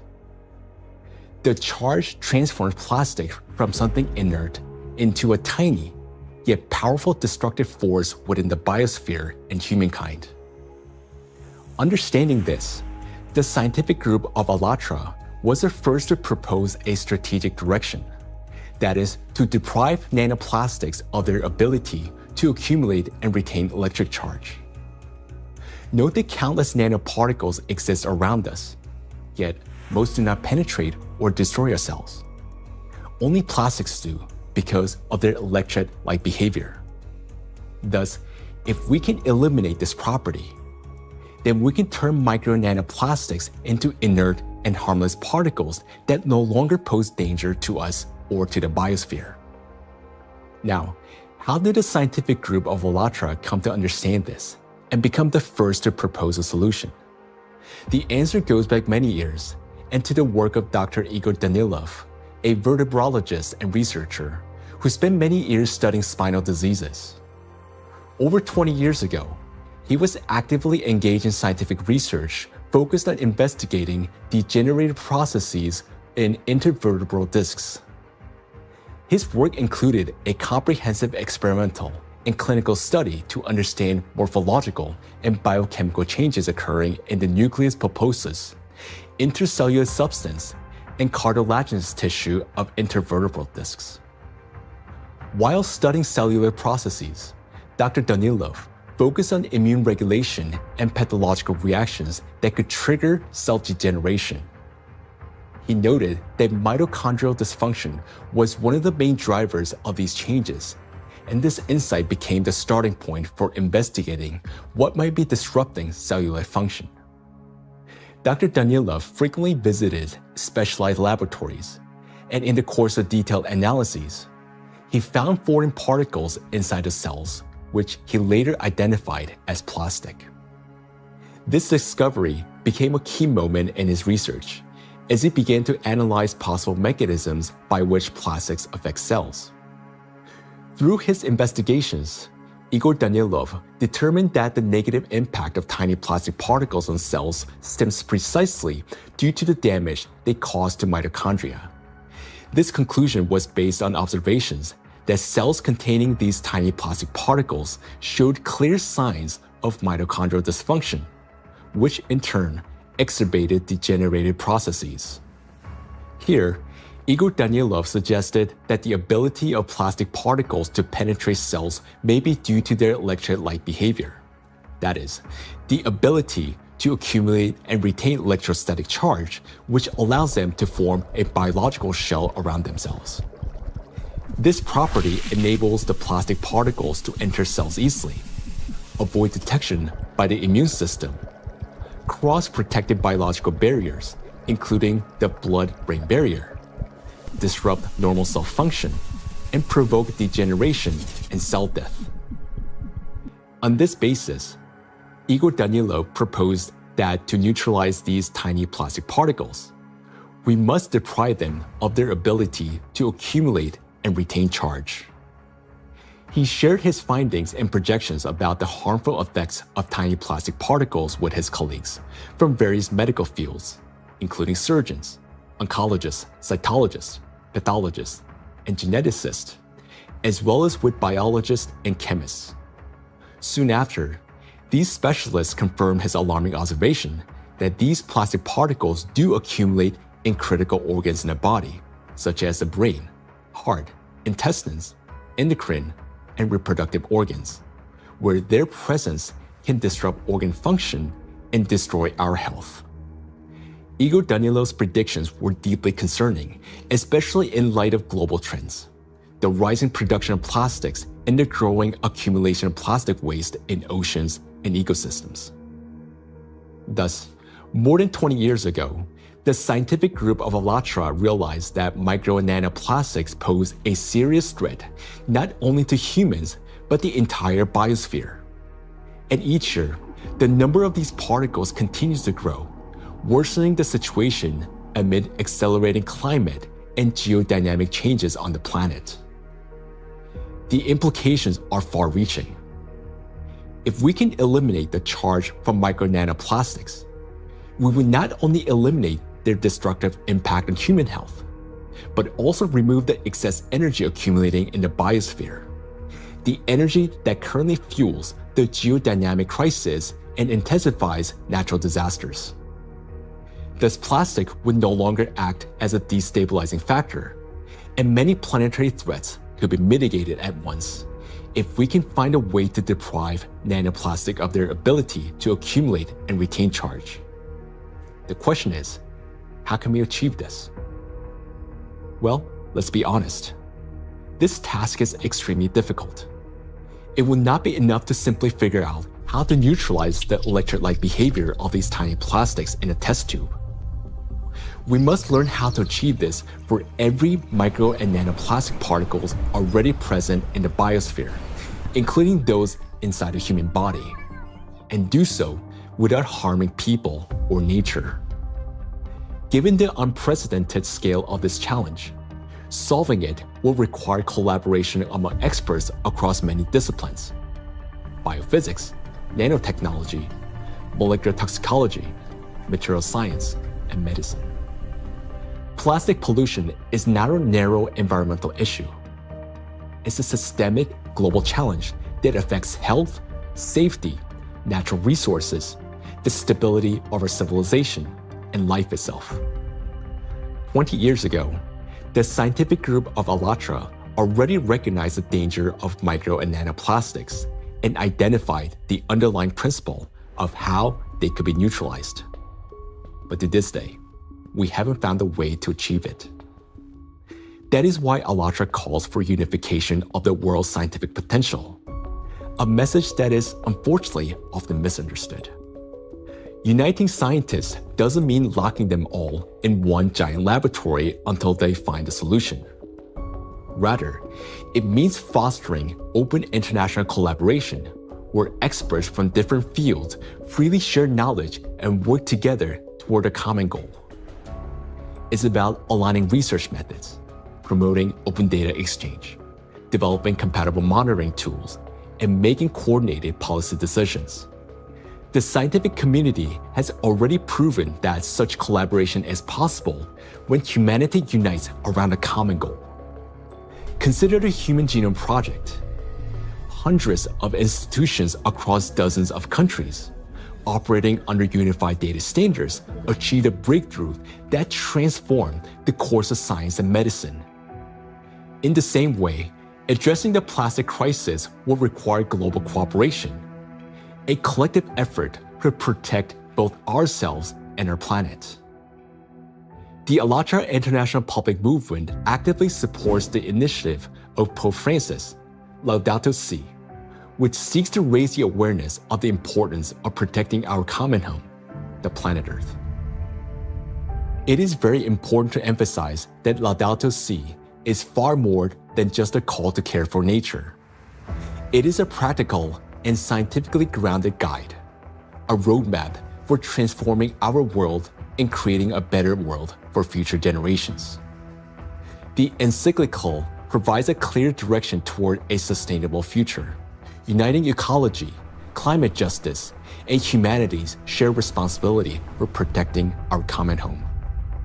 The ALLATRA movement, fully embracing these principles, views Laudato Si as a powerful catalyst for global cooperation in addressing environmental and social challenges, and preserving the delicate balance of our planet.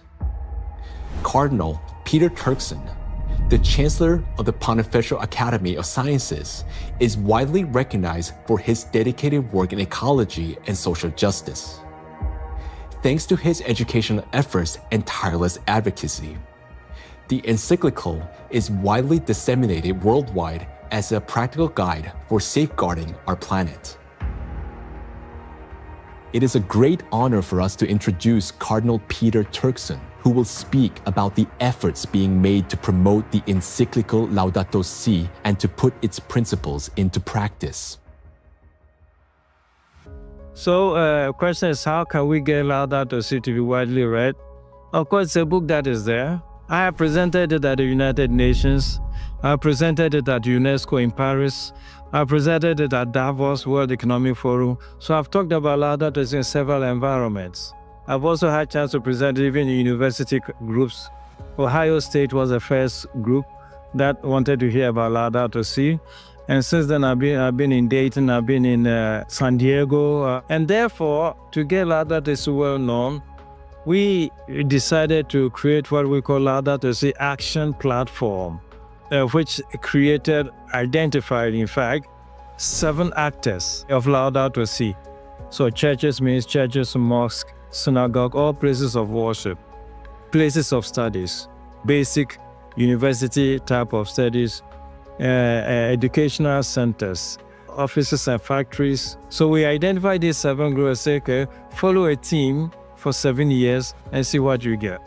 Okay, all of that was to popularize the content of the encyclical Laudato Si and to encourage and enable people to put it into action or practice. So it's not just something written, but something that's actionable.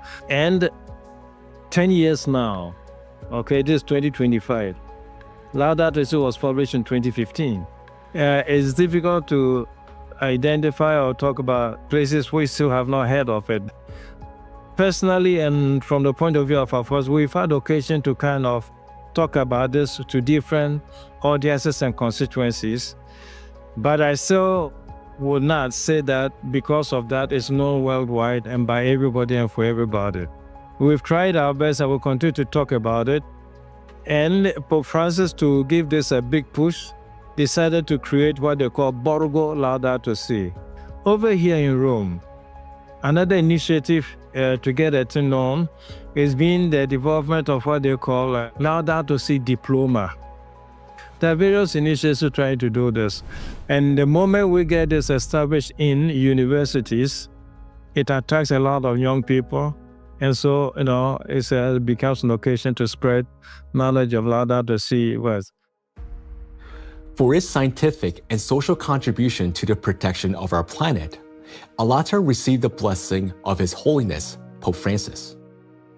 This spiritual encouragement to continue working toward the preservation of our planet greatly inspired the participants of ALLATRA and motivated them to pursue a deeper research into the problem of nanoplastics, a growing threat to all humanity and its future. This effort resulted in the publication of the scientific report, Nanoplastic in the Biosphere, from Molecular Impact to Planetary Crisis. And this was presented for the first time in May 2025 at the International Conference of the Centesimus Annus Pro Pontifex Foundation in the Vatican by the President of ALLATRA, Marina Ovtsinova. This documentary is based in part on that scientific report. Such fundamental study into the threat of nanoplastics became possible through the international cooperation between the scientific group of ALLATRA and the Bolivian Catholic University, San Pablo. We are a research team from the Bolivian Catholic University, San Pablo in Cochabamba. Our work seeks to understand how micro and nanoplastics circulate through our environmental matrices, how they interact with other pollutants, and what implications this has for human health and the biosphere. As part of the academic cooperation between the Bolivian Catholic University, San Pablo, and ALLATRA, we jointly prepared the report, Nanoplastics in the Biosphere, From Molecular Impact to Planetary Crisis. For the first time, a single document brings together comprehensive data on how micro and nanoplastics spread through the biosphere, enter food chains, and harm human health and ecosystems. The report is the result of an extensive interdisciplinary analysis that encompasses ecological, climatic, medical, physical, and chemical aspects of the harmful impact that micro and nanoplastics exert on the biosphere and human health. The global threats facing humanity require united international action. And today, we have a clear direction. Thanks to the scientific group of ALLATRA, we not only recognize a problem, but understand its underlying physical nature, the electric charge that gives nanoplastics their destructive power. By addressing this cause, that is, by removing that charge and disarming the killer, we can give the biosphere and ourselves a chance to prevail. So we must use the time we still have. And this is not an exaggeration. Our cognitive abilities are rapidly declining, and this is serious. It is a result of nanoplastics accumulating in our brains. You may already notice it in yourself and those close to you. Unless we act, it will only worsen year after year. And now, you will learn why. The age of intellectual extinction. Throughout the 20th century, scientists observed a trend. Since 1932, IQ scores had been steadily rising. This phenomenon became known as the Flynn effect. However, among generations born after the 1970s, the rise in IQ has reversed to a gradual decline. Mandatory IQ tests for military personnel in various countries show a decline in scores since the mid-1990s. According to another study conducted between 2006 and 2018 at Northwestern University, Americans showed a decline in IQ across 3 out of 4 cognitive areas. This decline in average IQ has been termed the reverse Flynn effect.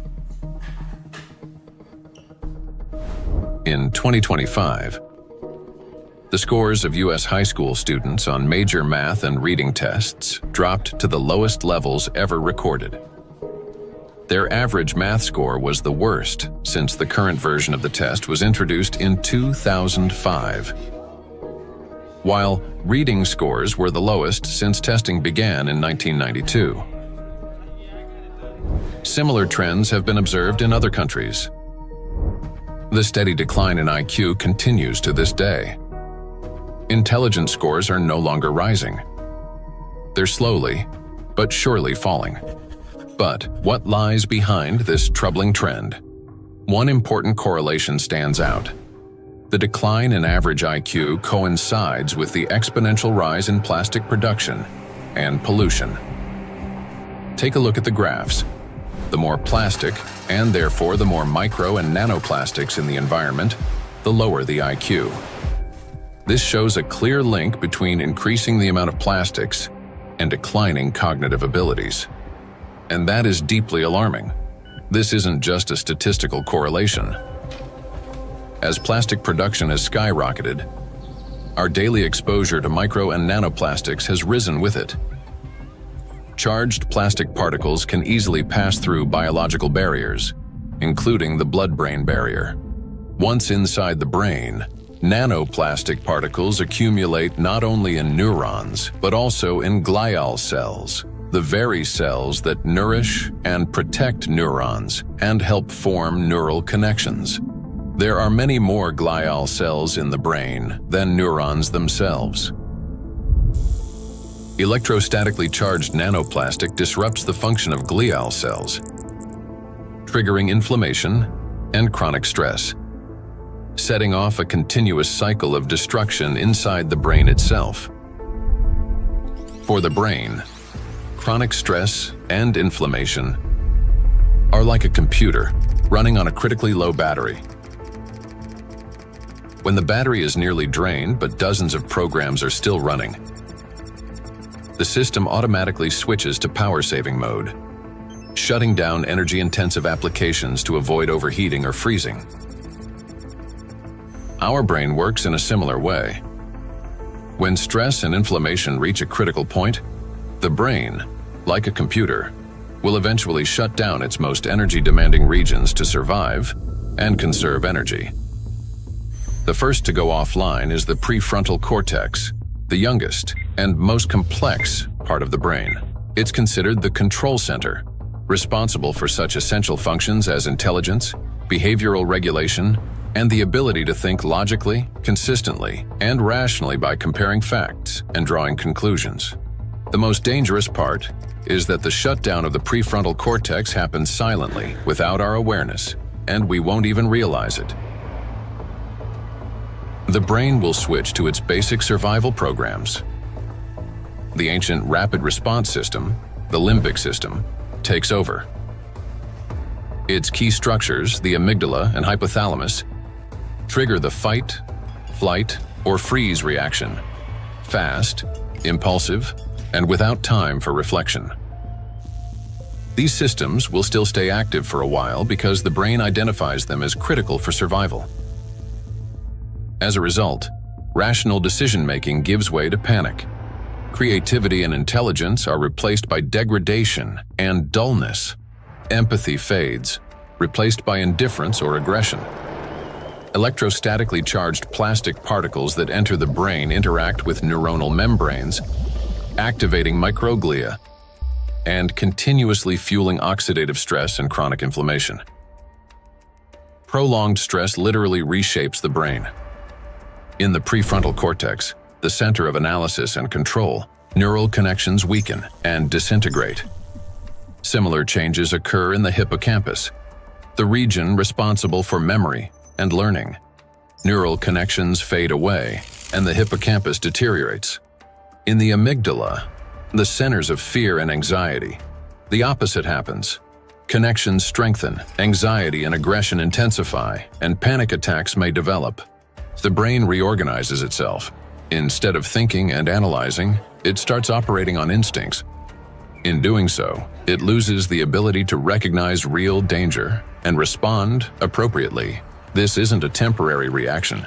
It's a fundamental restructuring of the brain. The capacity for learning, cooperation, and rational decision-making declines. This may help explain global trends we see today in society.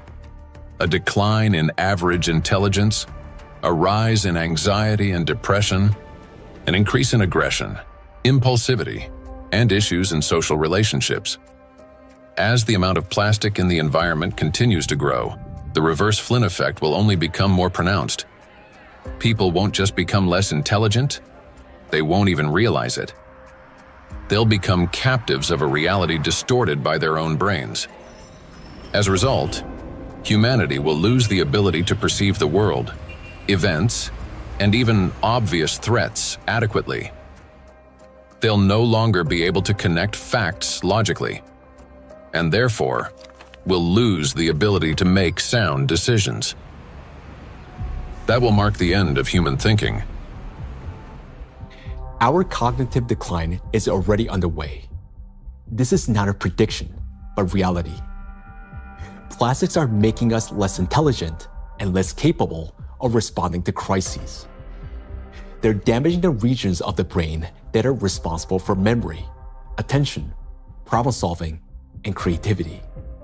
The very abilities we urgently need to achieve scientific breakthroughs and to find a way to neutralize the threat posed by micro and nanoplastics. And we have very little time left to make the right decisions. Yet, the loss of intelligence is not the worst that awaits us. Prolonged exposure to micro nanoplastics and their accumulation in the brain that leads to gradual failure of even our most basic survival functions. In other words, we risk losing not only our ability to think, but our very ability to live. And if that sounds like an exaggeration, consider the bees. Because their body mass is much smaller, the concentration of plastics in their brains is much higher. They already live in the world that we are now rapidly entering. Microplastic can enter a bee's body through its thin cuticle, or along with food, and within just 72 hours, it reaches the brain. From there, as in humans, it triggers synaptic damage, neuroinflammation, cell death, and neurotransmitter disruption. The bee loses body mass, its metabolism slows, and its immunity weakens. Its sense of smell, memory, and navigation begin to deteriorate, and bees stop recognizing their own colony and can no longer find their way back to the hive. With prolonged exposure to nanoplastic, the damage becomes fatal. The bee's nervous system collapses under the strain, and some simply drop dead in mid-flight. Look at this photo. You can see the brain of a bee that has been penetrated by nanoplastics. This amount of nanoplastics was enough to cause serious cognitive impairment in the bee. What is a critical point beyond which, like the bee, we stop recognizing the world around us and die on our way home? If nothing changes, this is a future that awaits us. It's also important to acknowledge that there is no safe level of these chemicals in the body. So while the manifestation may take time at a lower doses, it is not immune, that at lower dose it's safe to have that. And why is it important? I think it's important for so many reasons, because as soon as we define the threshold, various special interest groups would argue to keep micro nanoplastic concentration below that level, whether it's in soil or in water or whatever that is. And what does that mean? Is that we are allowed to have some degree of micro nanoplastic in our sources, air, soil, water, and so forth. But it's a cumulative impact, we have to remember. It's not a particular threshold at any given point in time in the source of whatever we are consuming, but it's a cumulative impact in our brain. And we don't know that, honestly, because it's the factor of time there is going to be different for bee than for a young child who doesn't have a fully developed brain versus an adult brain. Let us recall that a single nanoplastic particle in the human body is not equivalent to one dead cell. After destroying one, the same particle does not stop. It continues traveling through the body, killing one cell after another. So even the tiniest amounts of nanoplastics will damage the brain. And that's why there's no such thing as a safe concentration. And there will never be. The only difference lies in the rate of destruction. That is, the more nanoplastics there are, the faster the process. These plastic particles destroy the biosphere and the cells within our bodies. They damage organelles and biomolecules, including mitochondria and DNA, leading to reduced energy production, genetic mutation, the breakdown of neural connections, and the disruption of brain signals that regulate our organs and vital functions. All of this happens imperceptibly as we go about our daily lives. Yet, inside the brain, a silent systemic destruction is already underway. The question is, will we as humanity recognize the full scale of this threat in time and find a way to strip micro and nanoplastics of their ability to accumulate and retain electric charge? A threat that must not be ignored.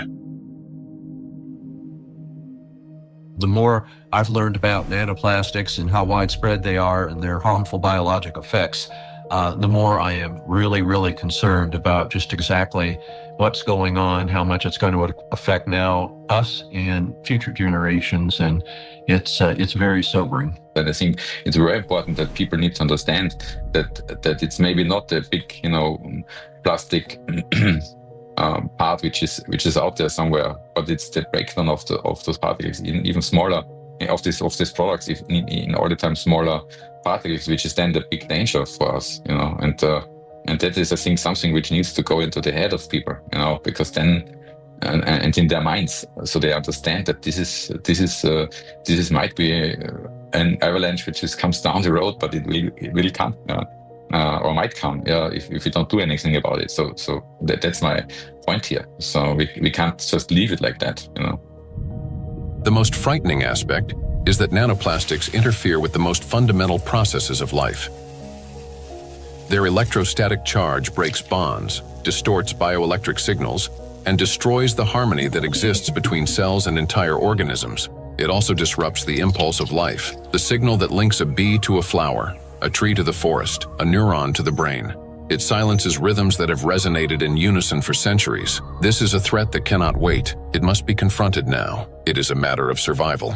We can do as much, research and scientific community does whatever it does, but until this alarm goes to the public, nothing will change, right? It's not a science problem anymore. Science has clearly shown what it wanted to show.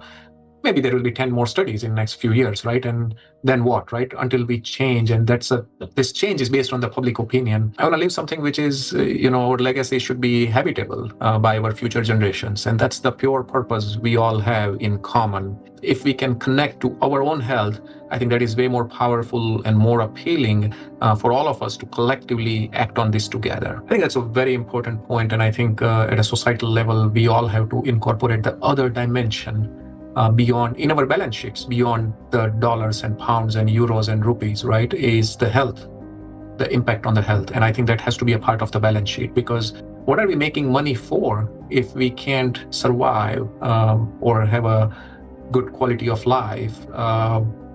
Then everything else is worthless for us and for the future generations. I think maybe a reason why I do that, to just show by example that we need to do that. It's my big, hope that I can contribute to a solution, and also to people thinking about it, talking about it, and acting accordingly to make this world a better place, and not just always a worse place for the future, especially for the next generations and for my son and for families, and of course all over the world to take care. And I'm trying to contribute the awareness of people, to explain, to show them the risks, and to make them understand the problem, the real extent of the problem, to put them into action. So I just want to say one last word, that we only have one planet, and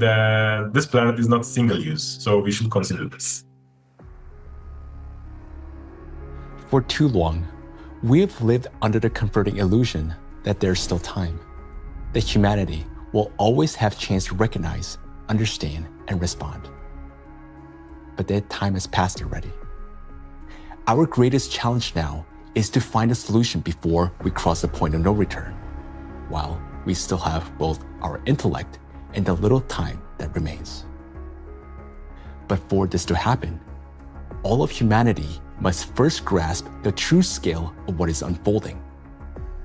Only then will we be able to direct our full scientific potential and resources toward finding a solution. As we have seen already, no single individual, organization, or nation alone can solve such a complex problem. The scientific community of ALLATRA has been searching for the solution for 2 decades, and although it hasn't been found yet, we know it exists. We understand that the answer lies at the intersection of physics, chemistry, and biology, which means that the solution is achievable, and finding it is essential for survival. Through years of research, we have come to clear understanding that the efforts of the entire global community must be united, and urgently.